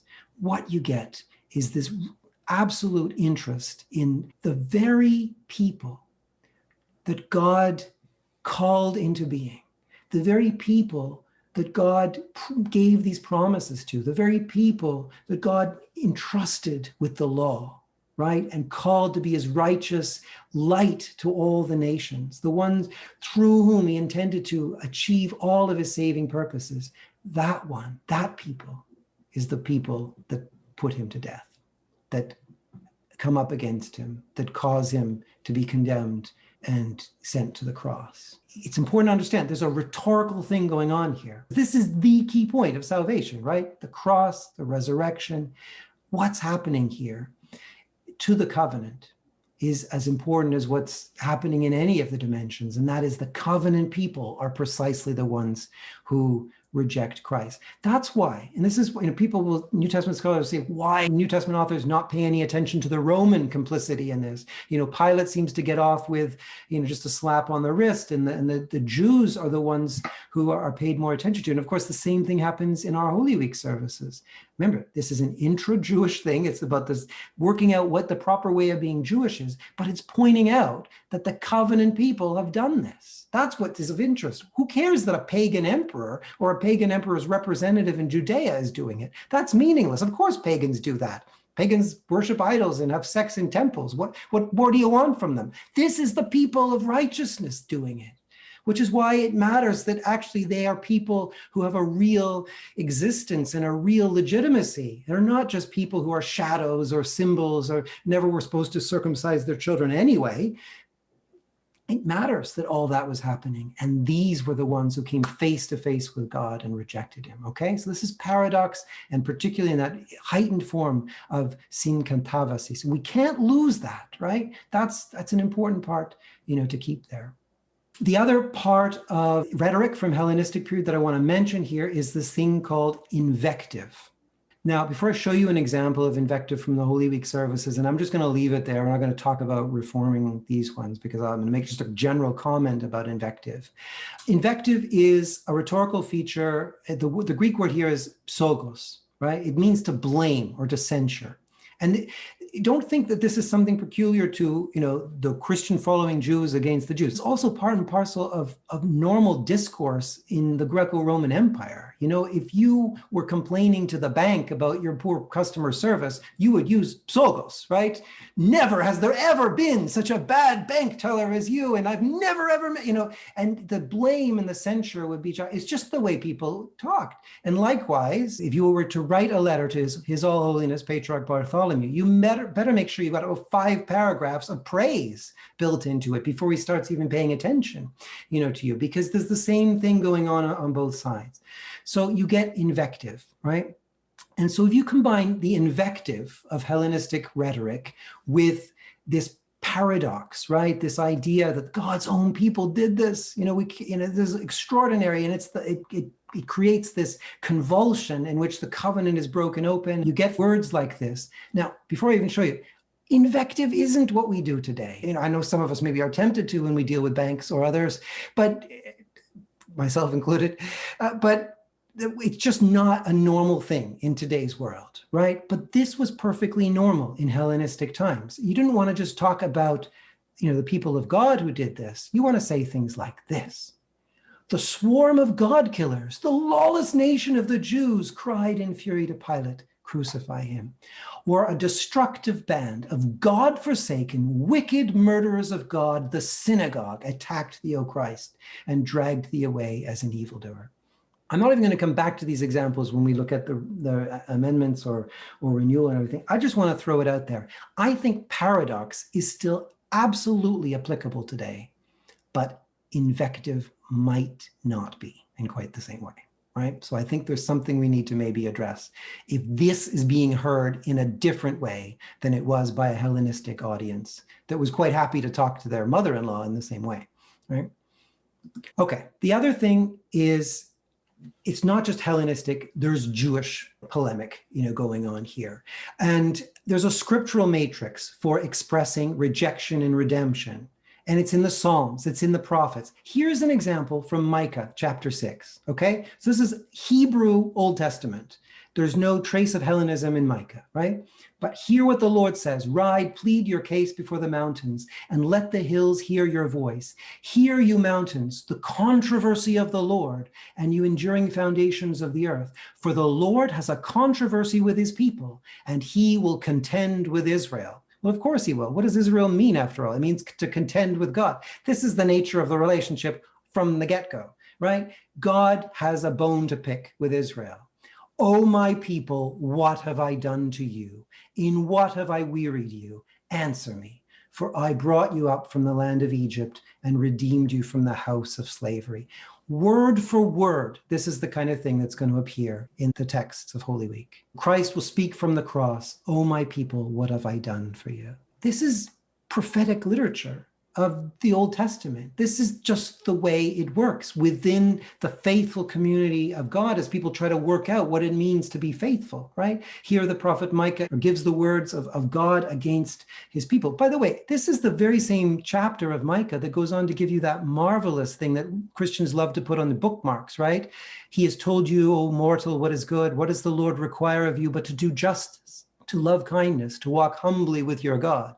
But it comes after this interrogation, this trial of Israel by God. There's a whole chapter in Nehemiah 9 where Nehemiah is actually interrogating the people of God. It's kind of a court case against Israel. in how they behave. And again, it's all, God did this, God did that. He brought us out of Egypt. He defeated the Egyptians. He made the sea to be dry land. He led us by pillar of cloud and by fire. He gave us the right ordinances and true laws, the statutes, the commandments.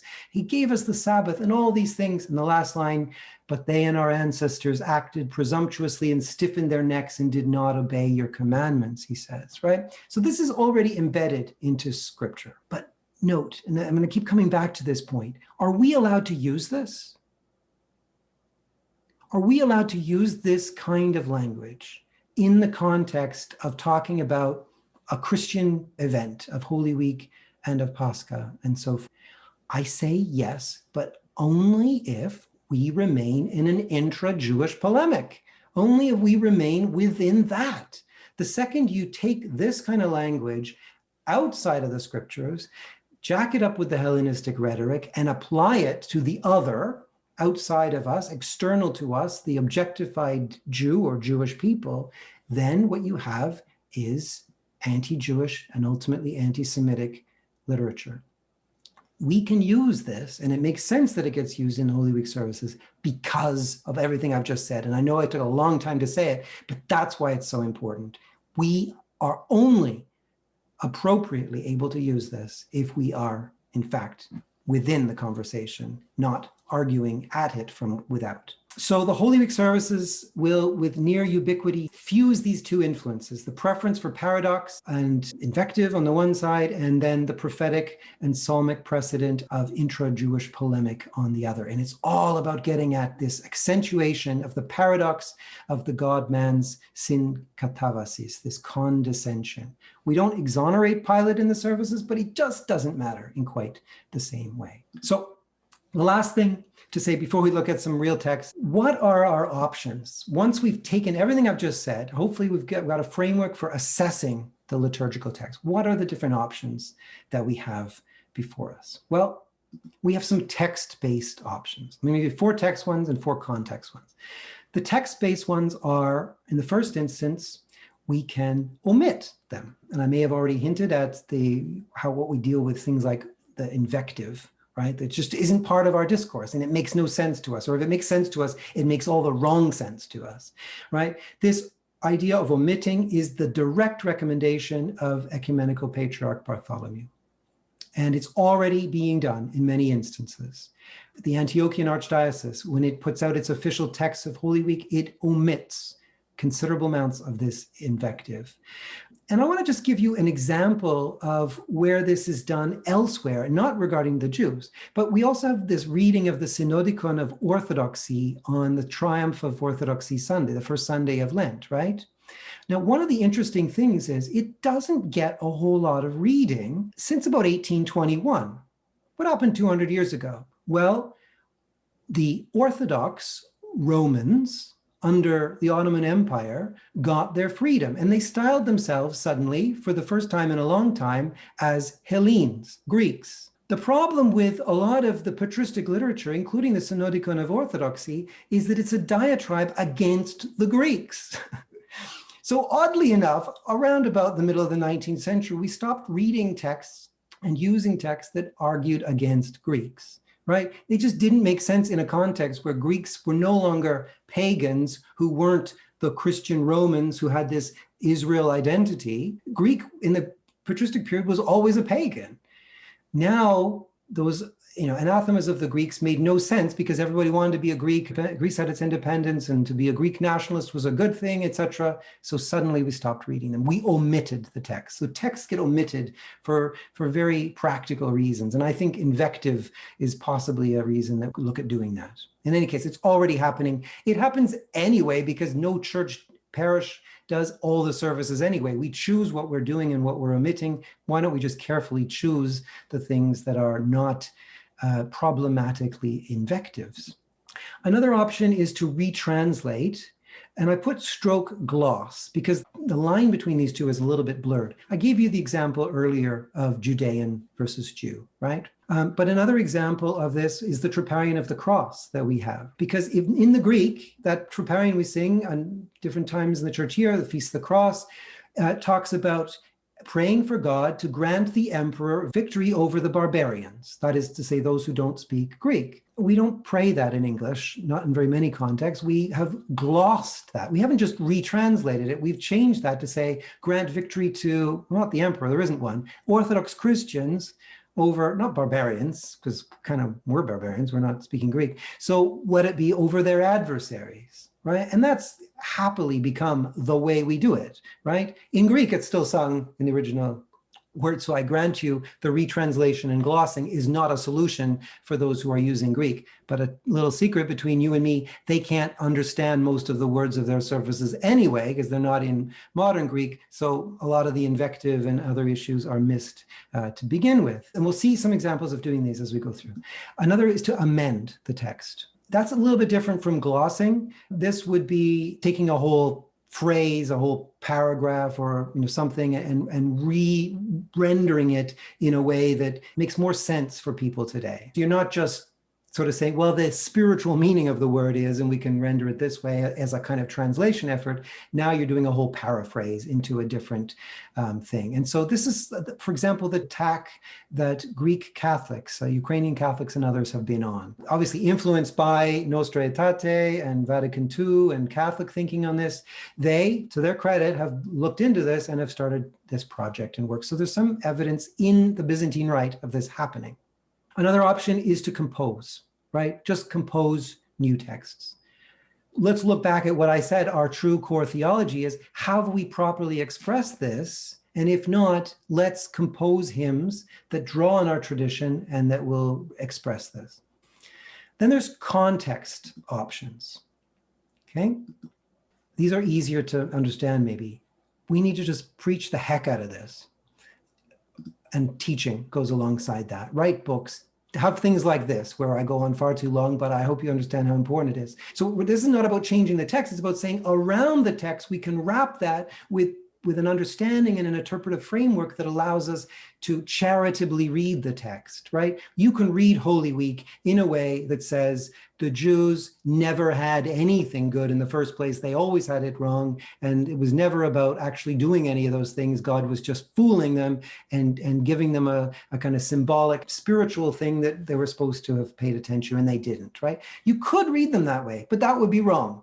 And I'm not just standing with St. Augustine and saying that, I'm staying with their entire liturgical tradition. And now Metropolitan Callistos Ware essentially goes down this line, right? He's one of the translators of the Lenten Triodion. He specifically writes in there, I've chosen to render every one of these things literally. So I haven't omitted, I haven't glossed, I haven't retranslated or amended or composed new things. I've given you the straight goods, but let me tell you what it means. And he specifically says this, when you see the Jews, you should think of you, us. That's what it means. So we could preach and teach this so that people understand that. Alongside that, obviously, is doing a service book, maybe like I did, and I didn't have time to do this, and so I fell into another trap, which we'll talk about, annotation, right? The preaching and the teaching can be done in the round, in live.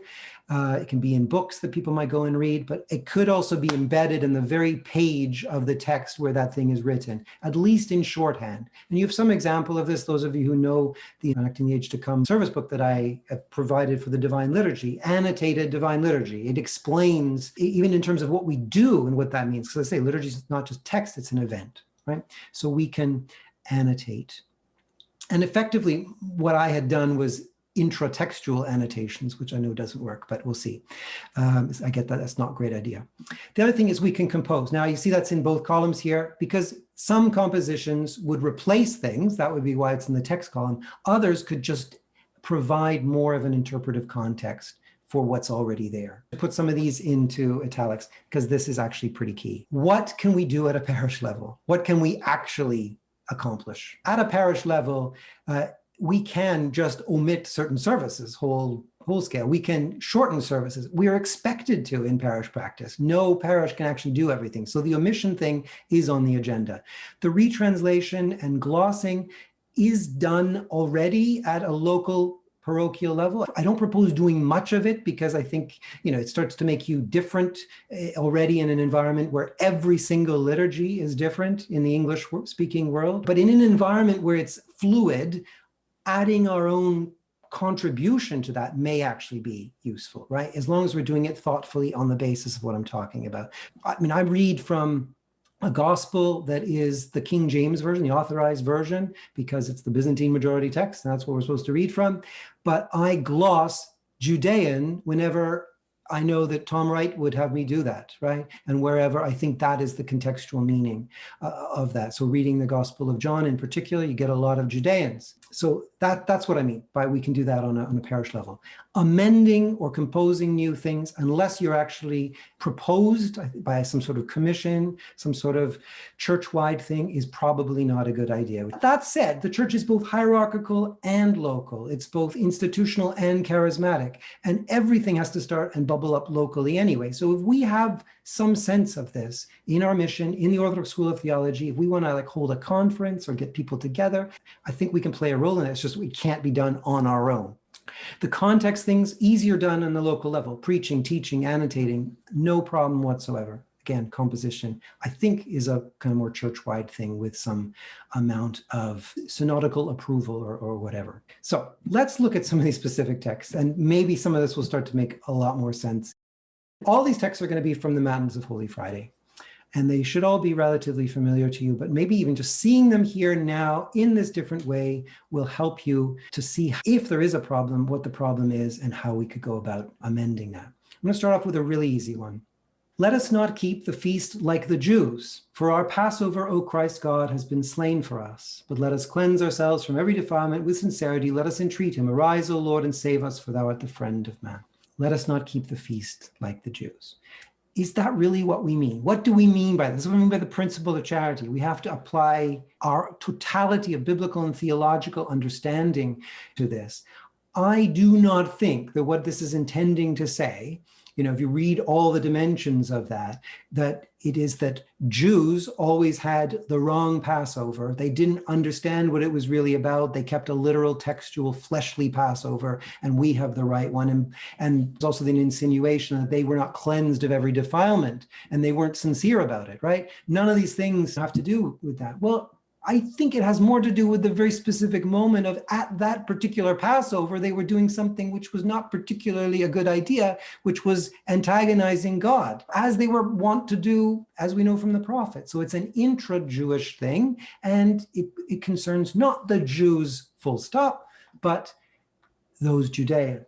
Now notice this is translation and gloss in one, because I could have just put the Judeans, because that would be just translating it. By introducing those, I've given a particularity to it, the historical moment, because it wasn't even all the Judeans, right? That would be every single Jew living in Judea, and it wasn't. So I don't know. I mean, these are offered up, and we can discuss afterwards, but this to me is the kind of thing I think that can happen on a local level, as long as it doesn't involve too many more syllables for the cantors to sing with their preset music and so forth. We can more or less get away with something like that. But you can see the point, what was going on in the text, what was intended. Backaways in Antiphon 9. Let's look at what it says here. They weighed out the 30 pieces of silver, the price of him on whom a price had been set by the sons of Israel. Keep watch and pray that thou mayest not enter into temptation. The spirit indeed is willing, but the flesh is weak. Therefore keep watch. Again, we can be reading this in flesh and spirit ways that have all kinds of overtones of the big debate over typology and what it really means. But I think that can all be read in a properly fine way as well. But this idea of the sons of Israel were the ones who set a price on Jesus. Well, was that actually the case? In the gospel, it's the rulers of Israel who had done so. So here's a gloss. It's not a translation. It clearly says sons in the Greek, and we're saying rulers instead. Is that legitimate? Is this more in keeping with our overall narrative, with our overall theological perspective, indeed with what the gospel itself says, without losing the particularity of Israel confronting the God of Israel and having this thing that has been part and parcel of that struggle from the beginning, but it reaches its climax. That has to be retained. Okay, so it can't just be the people who did this or those in some generic sense. Antiphon 10. He who clothes himself with light as with a garment stood naked for trial. He was struck on the cheek by hands that he himself had formed. A people that transgressed the law nailed the Lord of glory to the cross. Then the curtain of the temple was torn in two. Then the sun was darkened, unable to bear the sight of God, outraged, before whom all things tremble. Let us worship him.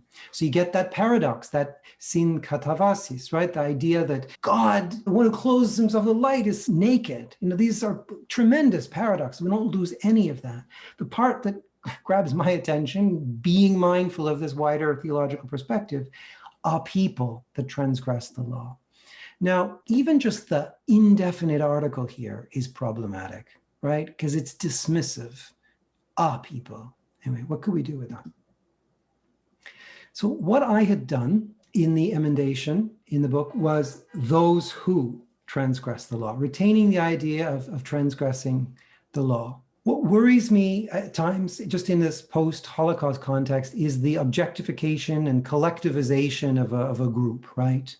So the thinking here in this gloss, effectively, is that rather than making it an entire people, right, in this kind of global sense, that there were those who transgressed the law, who nailed the Lord of glory to the cross. It doesn't lose that confrontation that involves those of Israel with God himself. And note, I am mindful that in the prophets of the Old Testament, when one goes after idolatry and one makes a golden calf, they all tend to, and even those who weren't involved are reprimanded for it, right? So this is a move that happens, but we are conscious in our current moment that the idea that one person's actions or few people's actions could stand for everybody, you can objectify people in that way, is slightly problematic. So that's my thinking, around that. But we'll see more of that as we go through. Antiphon 6.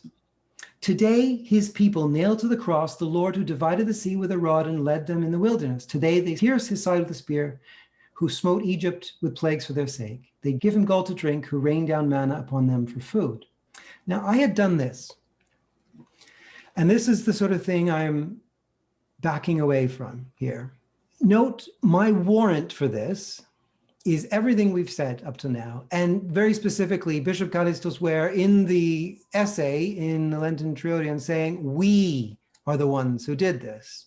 So the concern here, obviously, is to make that abundantly clear to the people hearing this, that we're not talking about they, his people. We're talking about we, his people. Remember, even those of us who have no Jewish background, which is probably none of us because genetics, but we are grafted into Israel. We are Israel. What do we do in the divine liturgy? We say we. Who did the prophet speak to? Us. Who was the law given to? Us. So how can it be suddenly not we when it's convenient for it to be they, right? So my thinking here, I think perfectly innocent, perfectly orthodox, is to make that clear. It's a kind of annotation within the text, right? But I recognize that we can't do that on a parish level. Much as something like this or a new composition like this would make the point really clearly, we just can't go down that line. So what we would be looking for then is an annotation. And by the way, we still sang what was on the left here, right? This was just what people were following along from. So they were getting an annotation on what was really happening. But this is my potential annotation to the next service. So you see it's exactly the same text, but now we have, in the following stanza, remember we are also they, as all followers of Christ are grafted into the people of Israel, upon whom God has bestowed his gracious love and gifts since the call of Abraham, and we ourselves have often betrayed the Savior and crucified him again. Now, it's not the perfect, I just came up with that in a few moments, but something like that might make the point without having to insert the first person pronoun in the text, if that makes sense. So that's annotation rather than emendation. Antiphon 11. In exchange for the good things that thou hast done for them, a transgressing people condemned thee to be crucified, O Christ, and gave thee gall and vinegar to drink. But reward them according to their deeds, O Lord, for they did not understand thy condescension. And the next one, not content to deliver thee up, O Christ, a transgressing people wagged their heads, bringing thee mockery and derision.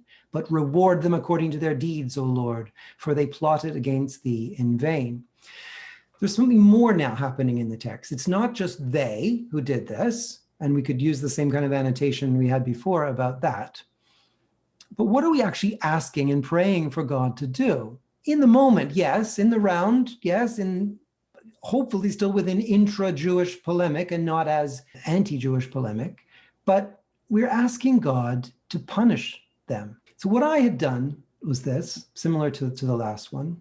Now, by the way, the first thing here I'm doing is a correction. It's not my interpolation or anything. Where it says in the OCA text, and I presume in the Slavonic, I haven't checked, a transgressing people, in both of these stanzas, the Greek is the Hebrew people. So I don't think we need to necessarily add in our translation more invective than was there in the first place. So thank you very much. Let's just say the Hebrew people. Condemn thee to be crucified, O Christ, and gave thee gall and vinegar to drink. So I kept that in third person, right? They did that, right? But I turned what I think is a rather uncharitable prayer of reward them according to their deeds into something that turns on us. But reward us all according to our deeds, O Lord, for we did not understand thy condescension. And then similarly, but reward us all according to our deeds, O Lord, for we have all plotted against thee in vain. Okay, so it preserves the historical moment. Yeah, I wasn't there, you weren't there, but neither, of course, were any of those, apart from those who were there. So we need to keep the they in a very constrained sense, although it represents, yes, the Hebrew people, because of intra-Jewish polemic. It also represents all of us because we are, in fact, grafted into that. But let us not make the prayer for God to wreak vengeance upon them for this, because especially this comes a little bit later in the service. This is one of those in the words of Christ himself. So we're singing a hymn that we're imagining Christ saying, Israel, my firstborn son, has committed 2 evil deeds. Thus far, we're kind of consistent with what we had before. He abandoned me, the fountain of living water, and dug for himself a broken well. He crucified me upon the wood and asked for Barabbas and released him. Heaven was amazed at this, and the sun hid his rays. But thou, O Israel, wast not ashamed, but deliveredst me to death. Forgive them, Holy Father, for they know not what they do. Okay, so are we wanting to be with Jesus on this or not, is my question, right? Our prayer can't be repay them for the wicked things they've done, while Jesus already has gone before us in saying, forgive them from the cross, right? That's what he said. So what if instead we have this annotation? Okay, so I recognize I went too far in my emendation. So this is what I put. The following stanzas mirror the words of the prophet Jeremiah. This is Old Testament prophecy stuff, right? Who, while admitting and lamenting his own sins and those of his people that brought destruction upon Jerusalem, also calls for God's justice to be meted upon the Babylonian agents of that destruction. There's a human moment here when, even though you say, yeah, it's kind of all our fault, but by golly, go and get the Babylonians, why don't you? Dash their infants' heads against the rocks, the psalmist will say. But in our case, shaped by our Lord's call from the cross to forgive those who do not know what they do, our call for God to reward his antagonists according to their deeds must be for his righteousness enacted in long-suffering love.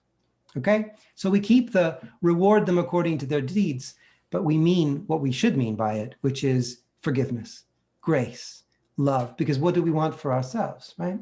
So I think this is actually infinitely better than my emendation, which tried to imply that, but actually didn't get that far.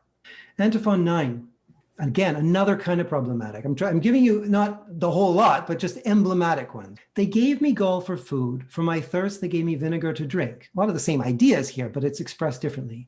Do thou, O Lord, raise me up that I may requite them. Okay, well, there we got Jesus kind of in the vengeance mode, right? But then after the glory, we the Gentiles praise thee, O pure Theotokos, for thou gavest birth to Christ our God, who through thee freed man from the curse. What's going on here? Now we're tipping a little bit somewhere we shouldn't be. How is it that now they are Israel, they are the Jews, and we're just the Gentiles. We are not doing that. You know, we're not part of any of this. We are busy praising the mother of God and God for all that this has happened. This is problematic in an entirely new level. Here, I think we can solve this by gloss. If not, I think just pure translation nearly, because remember, the word Gentiles and nations is the same word. So I'm not touching the first part, although it may need an annotation. So instead of we, the Gentiles, praise thee, as opposed to those ones, Why don't we just say, from all nations we praise thee, O pure Theotokos? Because that's what's happening now. In this moment, all the nations have been brought, as the messianic expectation of Israel was to behold, all nations are going to worship the God of Israel. So from all nations we praise thee. It's not about making cheap points about, because we're Gentiles, we know better. That's not the point here. We're Gentiles from the nations who've been grafted into Israel, and we bear all the kind of measured responsibility of that. But let's just make the point that we're trying to make. All nations are coming in this moment. As a result, specifically of the rejection of Israel, all nations are coming, which is not what Israel expected at all. Antiphon 12, another different one.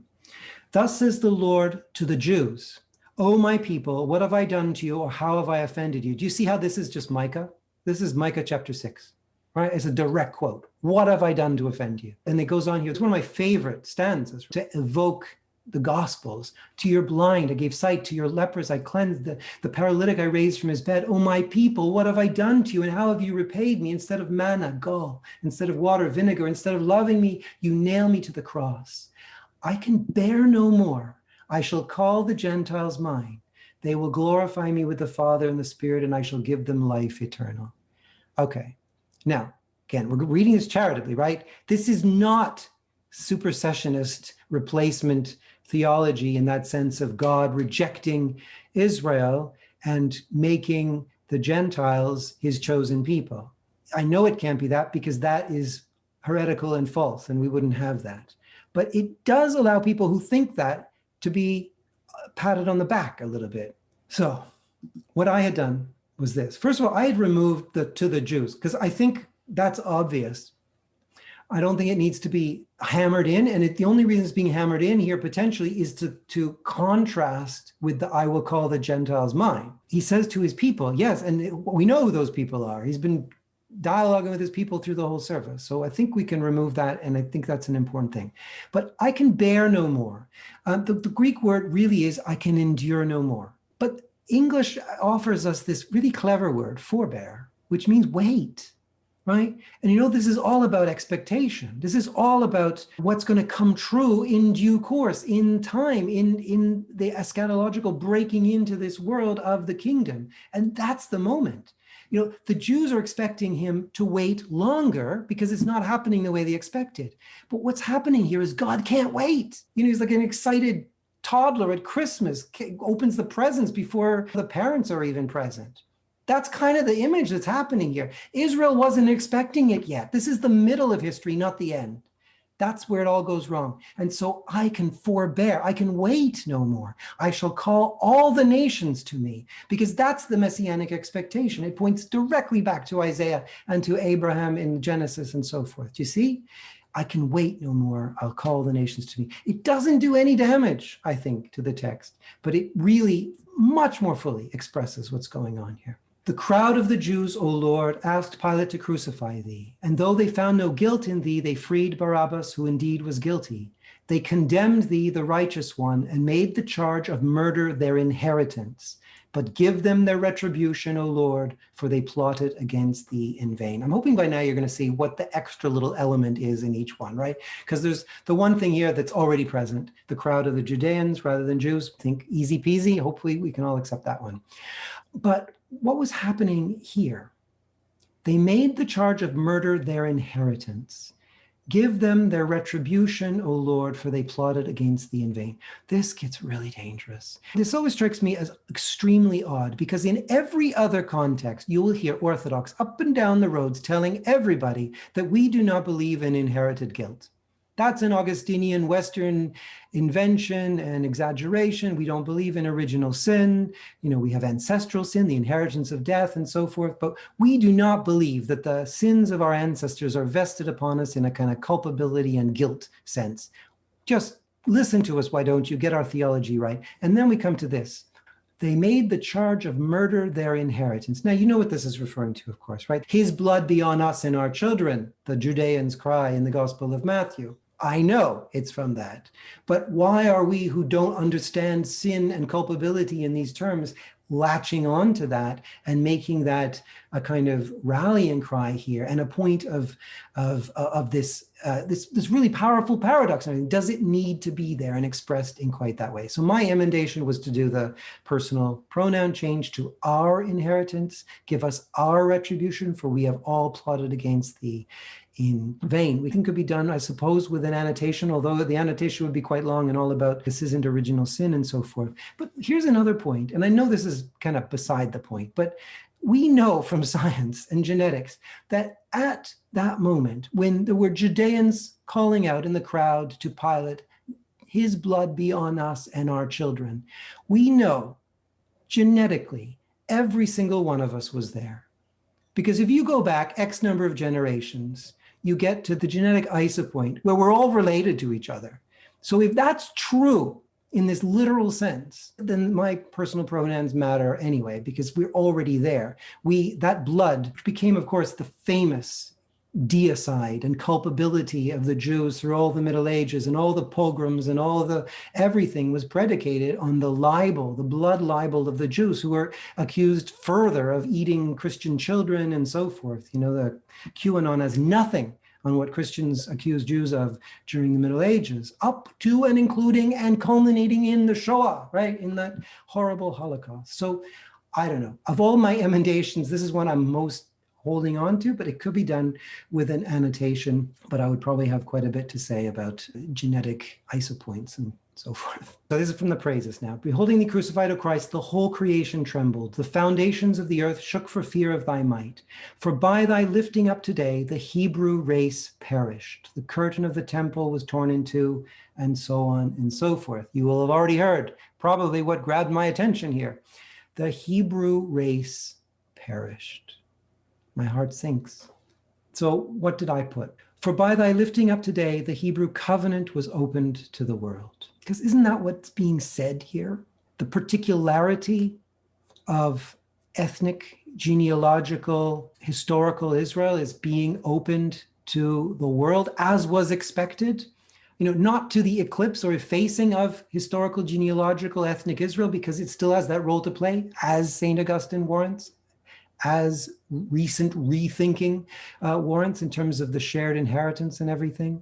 But again, this is pushing emendation beyond what we can do at a parish level, okay? So we would have to either omit or annotate. And so with the help of a friend, who will go nameless, I've done further reflection on this, and I'm grateful to said friend. But this is my potential annotation to this passage. And I know it's longer than the bit that it's annotating, but it's important. Oh, and by the way, I am substituting Hebrew nation for race. And that's for different reasons. It's the same word in Greek, right, that we use in English for nation and for race. But given what race means today and didn't mean when Greeks were ever talking about race in the past, we can't say Hebrew race has perished and get away with it, right? Hebrew nation, it gets us away from the racism and categories of race, which are intrinsically problematic, right? What is a race? We are all one human race. In fact, other liturgical passages talk about the human race. So how is it that we could be talking about the Hebrew race here? So because it's the same word, it's a translation thing, I'm saying the Hebrew nation perished rather than race. But anyway, in the following stanza, that phrase is used as a rhetorical way of expressing the theological truth that the ethnic people of Israel, having previously known their relationship to God and continuing to understand themselves as the exclusive people of God, with all that it implies, have perished in this, the messianic renewal of God's covenant, that long-awaited moment of fulfillment of God's covenant promises, in which his glory, shared first and uniquely with Israel, would come to enlighten all nations. The beautiful scandal of particularity to the nations becomes the equally scandalous admission of universality to Israel. Israel becomes now a shared inheritance for both the vine of ethnic Israel, to whom God's promises remain irrevocable, and the grafted in branches, who are members of Jesus the Messiah from all nations, who manifest in the middle of history and in this overlapping of the ages, the fulfillment and eschatological purpose of Israel's story. Every word there counts. And obviously, I'm not expecting people to listen to the hymn and be reading this at the same time, but it's there to safeguard things. And also as nice Cole's notes for the sermon that can be given before, after, during, whatever the service. But you see how everything we tried to say earlier here comes to bear in one little phrase like this. And the temptation is going to be either scratch it, change it the way I had, but this actually is a far more thoughtful, deliberate, profound theological engagement with it. Now, I'm not going to guarantee that if 6-year-old Jewish boy or girl is sitting in the front pew and hearing this, that it's not going to possibly cause some horror. So I think the different kinds of teaching, preaching, and annotation are going to have to happen around this, including dialogue and discussion, conversation and friendship with real people, the Jews, and not just imaginary ones, as we have often in our liturgical text. That's another of the takeaways from this. Let's be friends with everybody who is Israel. Okay, so I'm summing up here. The key takeaway, as we said earlier, is this. The main identity of Orthodox Christians has to be founded on the core belief that Jesus, and thus the assembly of those who follow him, is the fulfillment of Israel. This means that there is a shared inheritance, if partly contested, with ethnic Israel. Now I'm going to turn this around, having looked at these liturgical texts, okay, and understood everything we have by them. I'm going to say this too. If the main identity of Orthodox Christians is not founded on the core belief that Jesus, and thus the assembly of those who follow him, is the fulfillment of Israel. And if we do not hold to a shared inheritance, if partly contested, with ethnic Israel, then we should not use these texts. Completely. They do not make sense. They are wrong. They are too easily misinterpreted, too easily taken and heard in all kinds of different ways. Unless we're part of the conversation within Judaism, we cannot be using intra-Jewish polemic, which is what all this is and it represents. And so I'm saying we don't need to worry about this, because here and now and ongoing is a process of returning to these key theological principles. But the bottom line is everything we've just gone through, and more besides, the invective and all the things, can indeed be anti-Semitic out of context. And so if we're trying to prevent it from being out of context, let us return to the context always and everywhere and renew again and again that story. So it's our job to be contextual, all of us, and to hear this, and to teach this, and to understand this, and to dialogue with others who are in Israel, our friends who are our elder brothers and sisters in the covenant of God's family, right?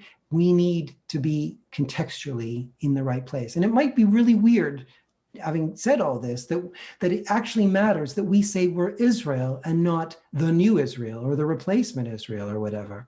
If they hear that rightly from us, they'll understand that we are close to them and not far, and not rejecting them, right? And that there isn't a them, they are us. And we are just them in the future already, because we're what they're expecting, just not yet. You know, God's gone and opened the presents under the tree too early. Thank you very much, Father, for the most illuminating talk. I think it's very comprehensive. You've got to get my mind around it, but thank you very much. One or two points that that came up was about the missiological imperative as a result of your conversation. And the second one is exegesis. I think is at the bottom is exegesis of scripture. And how do we actually, in terms of Paul's, in relation to Paul's Romans 9-11, by his extreme anguish at the thought of Israel being cut off from their covenant promises, and his longing for them to be come to know Christ. How do we actually relate that in the context of what you mentioned about the fact that they can continue as a separate entity and still be fulfilled, if I understood you right, and come to experience Christ even without explicitly knowing him? Without doing it yet, right? So, I mean, the thing to remember about that very earliest church, and the writings of Paul are the earliest things we have. Like, they're long before the Gospels. They are before the temple is destroyed. You know, they're written by a Paul who is going to synagogues and worshiping there and, you know, observing every aspect of the Torah he can. He's writing about how the temple means something new and different and tremendous in this new age that has been inaugurated by Christ's death and resurrection and ascension, but the temple's still there in the meantime, and people are availing of it. So I think the thing to really kind of latch onto here is historical, genealogical, ethnic Israel and eschatological Israel are the same Israel, not two different Israels in terms of, foundation or God's grace or God's promises or what salvation, God is doing, what relationship God is offering. They're two different parts of Israel because they come from two different points in time. Those of you who watch Doctor Who might actually get this a little bit easier, right? The idea that, you can be kind of meeting yourself, because it can happen there, and I know physicists have ruled this out, but, at a different point in your continuum. And that's what's happened in and through Jesus Christ. In the middle of history, unexpectedly, the resurrection of one has taken place. And this has inaugurated, but not completed, the new age, right? The old age is still here. We're still going to die. We still have Caesar, right? We still have oppression and poverty, and the exile still hasn't happened. And all the things the Jews were quite rightly looking for in a messianic age were that, God would rule and put everything right, and the temple would be reestablished, and all the nations would see this. How much of that has happened in Paul's day? Right? He's wringing his hands and trying to figure out how to convince people that what they knew was supposed to happen in the Messianic age has already happened, but not quite in the way they expected. Because the real point is that it's an early unwrapping, right? And I use that analogy. I know you think it's ridiculous, but that's what it is. Christ's resurrection in the middle of history is an early sign, the first fruits. St. Paul will lean into this kind of idea of the resurrection. The Jews, the Pharisees, the Jews who will remain, right, are the Pharisees. They believe 100% in the resurrection. They know that if they die in faithful observance to Torah, God will raise them up again on the last day. The day of the Lord will come. God will reign. All the nations will see it. All the same things are being said. So it's not a difference of theology. It's a difference of time. And Paul's problem in the early kind of wringing of hands and everything in the early church is he thinks it's later than it actually turns out to be, right? This is the very early Christian thing. They're saying to things to one another like, it might not be that all of us die before Jesus comes back. Have you checked your diary for next Thursday? Because, that might be it, right? And I know some Christian groups like to do this regularly in church history and everything. But the point is, it's the timing. And those members of Israel who don't see this as the Messianic age are quite right. It's not the fulfillment yet. It's the inauguration. But nobody had specified that. That if you go back to the prophets, it's very hard to detect. It takes a lot of Christian thinking and reading the scriptures. It takes this encounter with the risen Jesus, with the scriptures opened. He teaches them everything out of the scriptures. He doesn't go and get some other book. He teaches them out of the scriptures, the prophets, the Torah. He teaches them everything. And he begins to show them that it is possible that this is happening in a way that wasn't anticipated. Now, is it a different thing that's happening? Absolutely not. And that's the key. That's why it's one expanded covenant. That's why those who are faithful to the timeline as they had originally imagined it. Think of it as a timing issue and not a meaning issue. Right? And so that's why it's possible for us to say, I know the missiological question you proposed here, right? Should Christians go out and convert Jews? Or is it possible for a Jew to be saved without Christ? I'm telling you, those questions make no sense, right? It's not that the answer is difficult or harsh or anything. The questions don't make any sense. How can you ask, how can a Jew be saved without Christ? Christ is the Torah. So it's like saying, how can a Jew be saved without the Torah? That's a stupid question because no Jew would ever want to answer that question because it's impossible, right? Likewise, should Christians go and convert Jews? Well, we are Jews. We are part of one Israel. And yes, there will be this kind of leakage, over time. And there's great figures, like I'm a great admirer of Jean-Marie Lustiger, the Cardinal of Paris, right? And the things that he's written. He was Jewish. He stopped being Jewish and became, Christian in our categories, right? But he never stopped being Jewish, actually. But so you get this leakage. But should we be going out and actively proselytizing Jews? What are we going to be saying to them? The only thing we could say, because we should have, if we bring them anything other than what they already have, then we're changing the meaning of what we're supposed to believe. We shouldn't do that. The only thing we can change is their chronometer. The only thing we can change is their clock, their diary, their calendar, their whatever you want to put it. The only thing we can say to them is, you're right about everything, but what you don't realize is some of it's already happened. And by the way, it has yet to fully happen.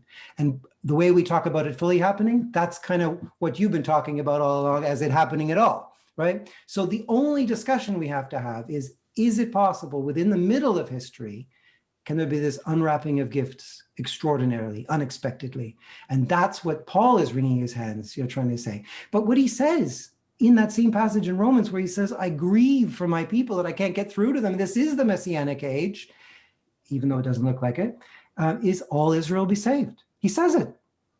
All Israel will be saved. And I think already in his mind, he's talking about every single Torah following Jew of ethnic Israel and every single member of the nations who comes and joins themselves through baptism and Eucharist to the Messiah, Jesus, and makes themselves part of Israel. All Israel be saved is all of that. And so, no, I honestly, do I feel any imperative to go out to and convert, Jews? No. But would I talk to them and would I explain this thing about the timing that is maybe unexpected? I think if they heard from us, honestly, we believe everything in exactly the same way. Even the Trinity can be completely explained in terms of first century Judaism, right? Completely.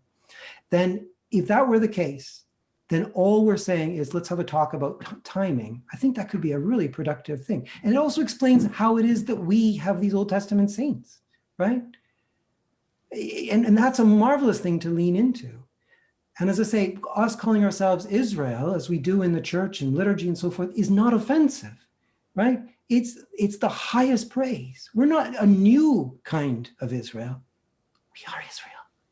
And that's what matters, right? So no missiological imperative in that sense, except that as Christians, Roshan, you know this, every single one of us should be a living testimony to Jesus Christ in every breath we take. And so how could you not be doing God's mission anytime you're talking to anybody, anywhere about anything? Hi, Father. Well, thank you so much. I think this is wonderful. And I really appreciate your undertaking the project. And I also appreciate that your approach to this is not just about sort of wanting to be more polite or to avoid offending people, but really kind of going back to the theology and trying to get to the root of the issue. And these hymns in Holy Week have always kind of confused me, because a lot of them are very beautiful texts and they're very poetic. But at the same time, during Holy Week, I'm trying to focus on my own repentance. And it's actually kind of weird and distracting to hear what seem to be like condemnations that we're heaping on those people over there, and sort of congratulating ourselves for not being like that. So that has never sort of made sense to me, and I feel like the various either retranslated or amended versions that you've put forward just are a lot more kind of spiritually intelligible. My question is just a historical one. When exactly were these particular hymns composed, and why is it that it's in the Holy Week hymnography specifically that this theme comes to be emphasized so much when we really don't find it, or to nearly the same degree, anywhere else in the liturgical year, as far as I can remember? Like in the hymnography for the meeting of the Lord, for example, or in the hymnography for Pascha. So why is it Holy Week specifically? Yeah, a couple of comments I want to make, and you're quite right. For one thing, the paradox thing that we talked about is everywhere, of course, right? And it's almost like often by imitation of Holy Week that we get the paradox imported into things like the Nativity, right? Even some of the same hymns are repurposed and used, in the context of, oh my goodness, a virgin has given birth, the one who created the whole universe has been contained in a womb, and all of this. So it's possible to do paradox without the invective, right? I think that's a separable issue.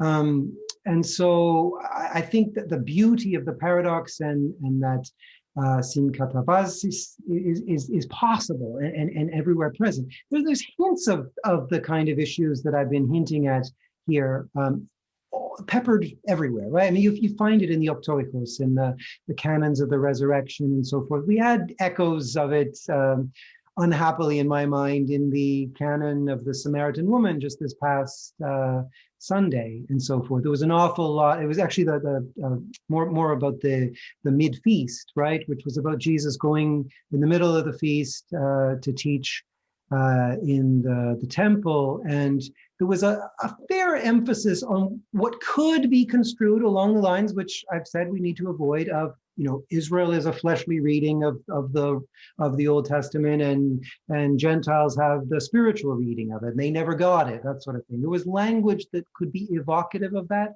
which I would want to possibly annotate too. And by annotate, I don't mean like in every service book it has to be there, but I mean preach about it, teach about it.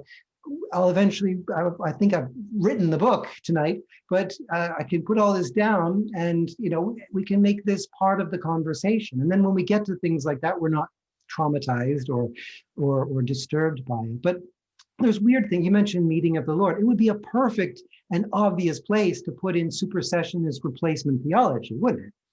But it's not there, apart from one vague reference, right, to, I think it goes, the newly chosen Israel, the newly chosen Israel. So what's happening there, which is very interesting because, of course, this is 30 years before the events that we're talking about in Holy Week, right? So what's happening in terms of a newly chosen Israel at that moment? Jesus is 40 days old.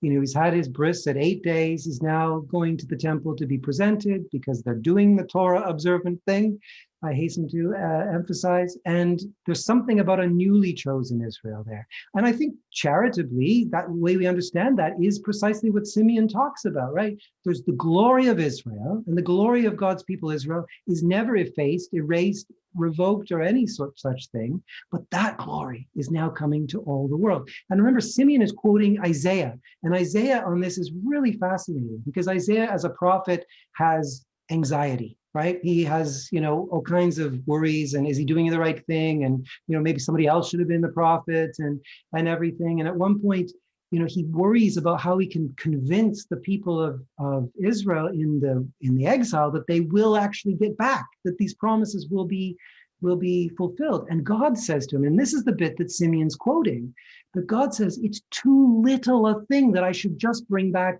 Israel. I'm going to bring all the nations.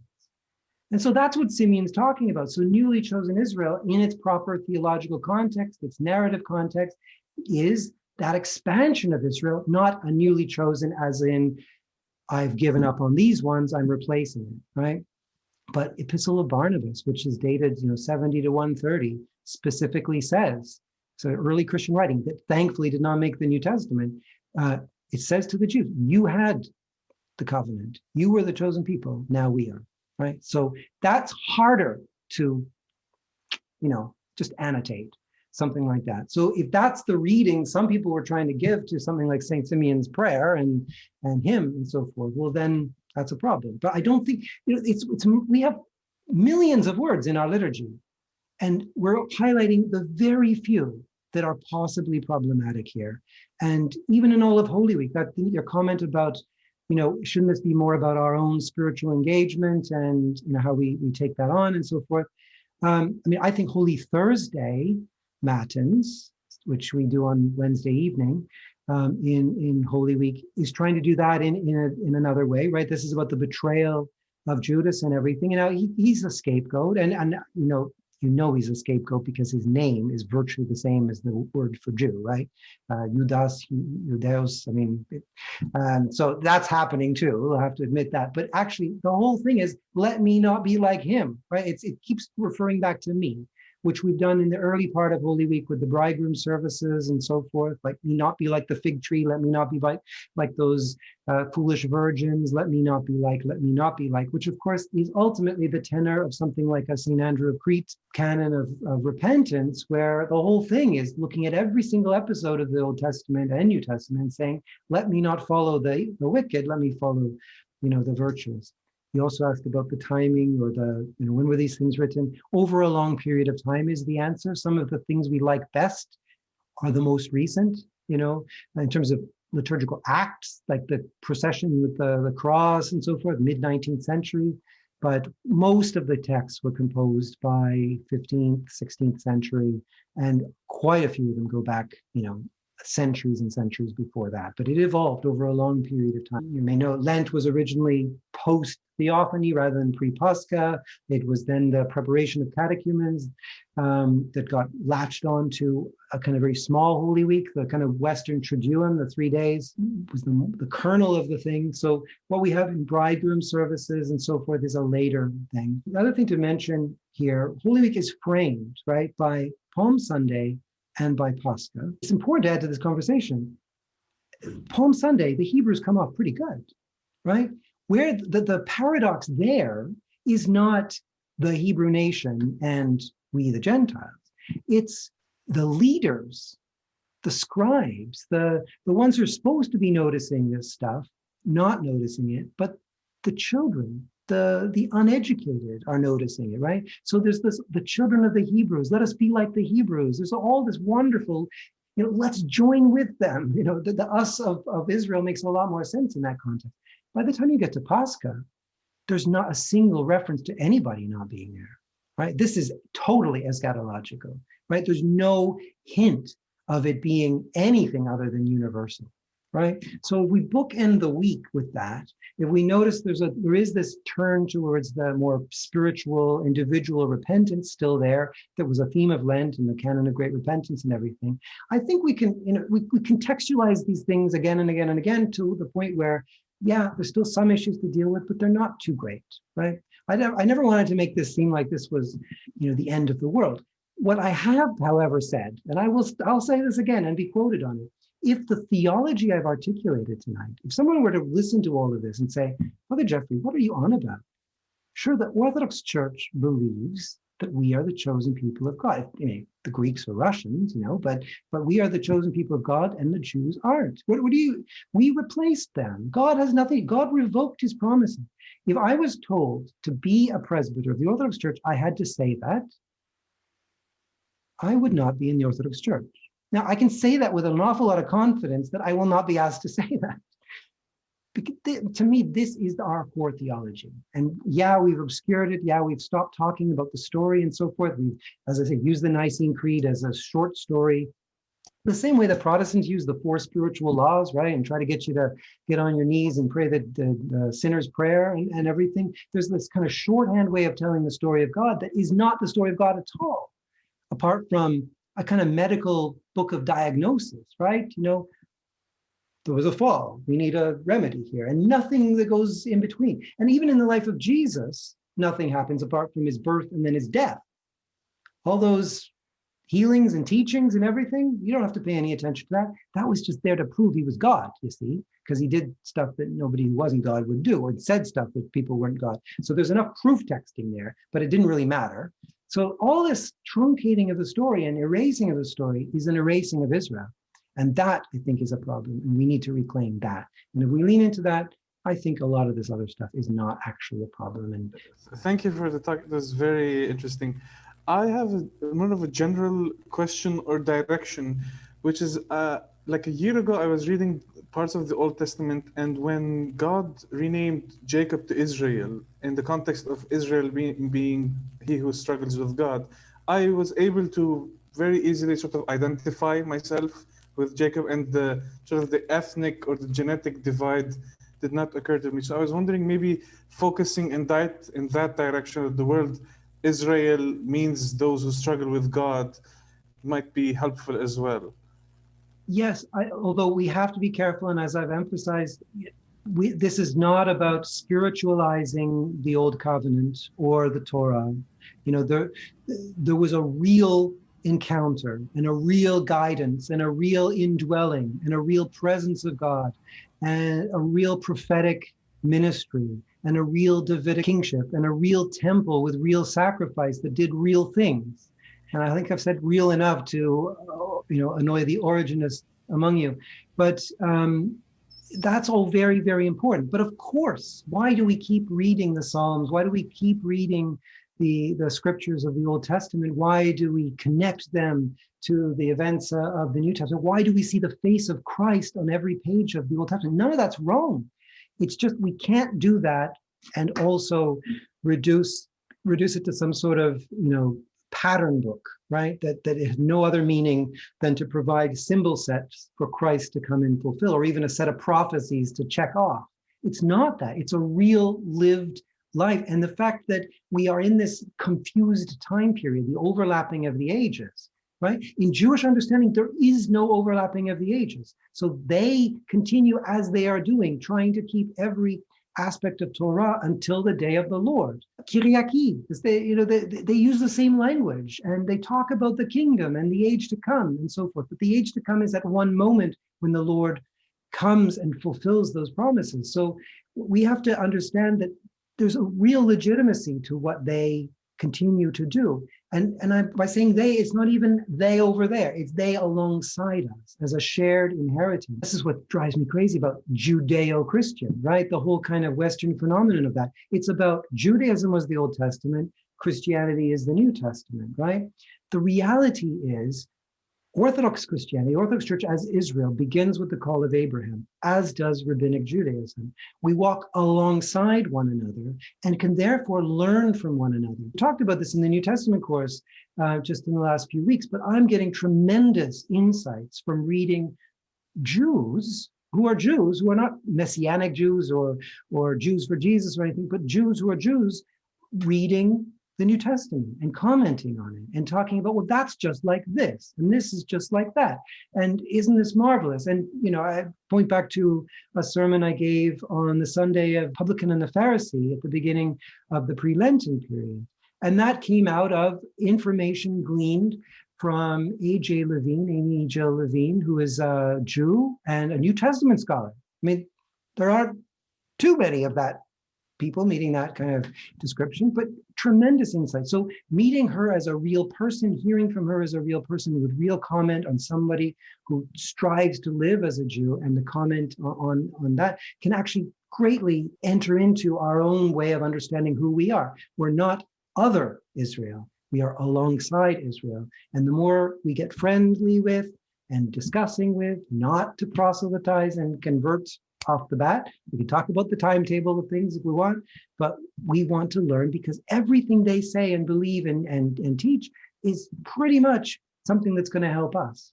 And likewise, the other direction. That's why there's a New Testament scholar who's a Jew, because she can learn from Rabbi Jesus, Yeshua HaMashiach. He is a teacher in the traditions of Rabbinic Judaism, who mirrors Hillel sometimes, Shammai sometimes, anticipates Akiva other times. But I mean, if they didn't have us causing problems for them, Jesus would have been in the Talmud. Guarantee you, he would have been in the Talmud. But we created the issue, and quite rightly so, because as I say, the most Jewish thing about us is the exclusive claim to saying this is the true way of being Jewish. So of course they exclude that Jesus Judaism, as well as they excluded, Sadducees and whatnot. So thank you, Father. Okay, God bless. Have a good night. Shalom. Thank you.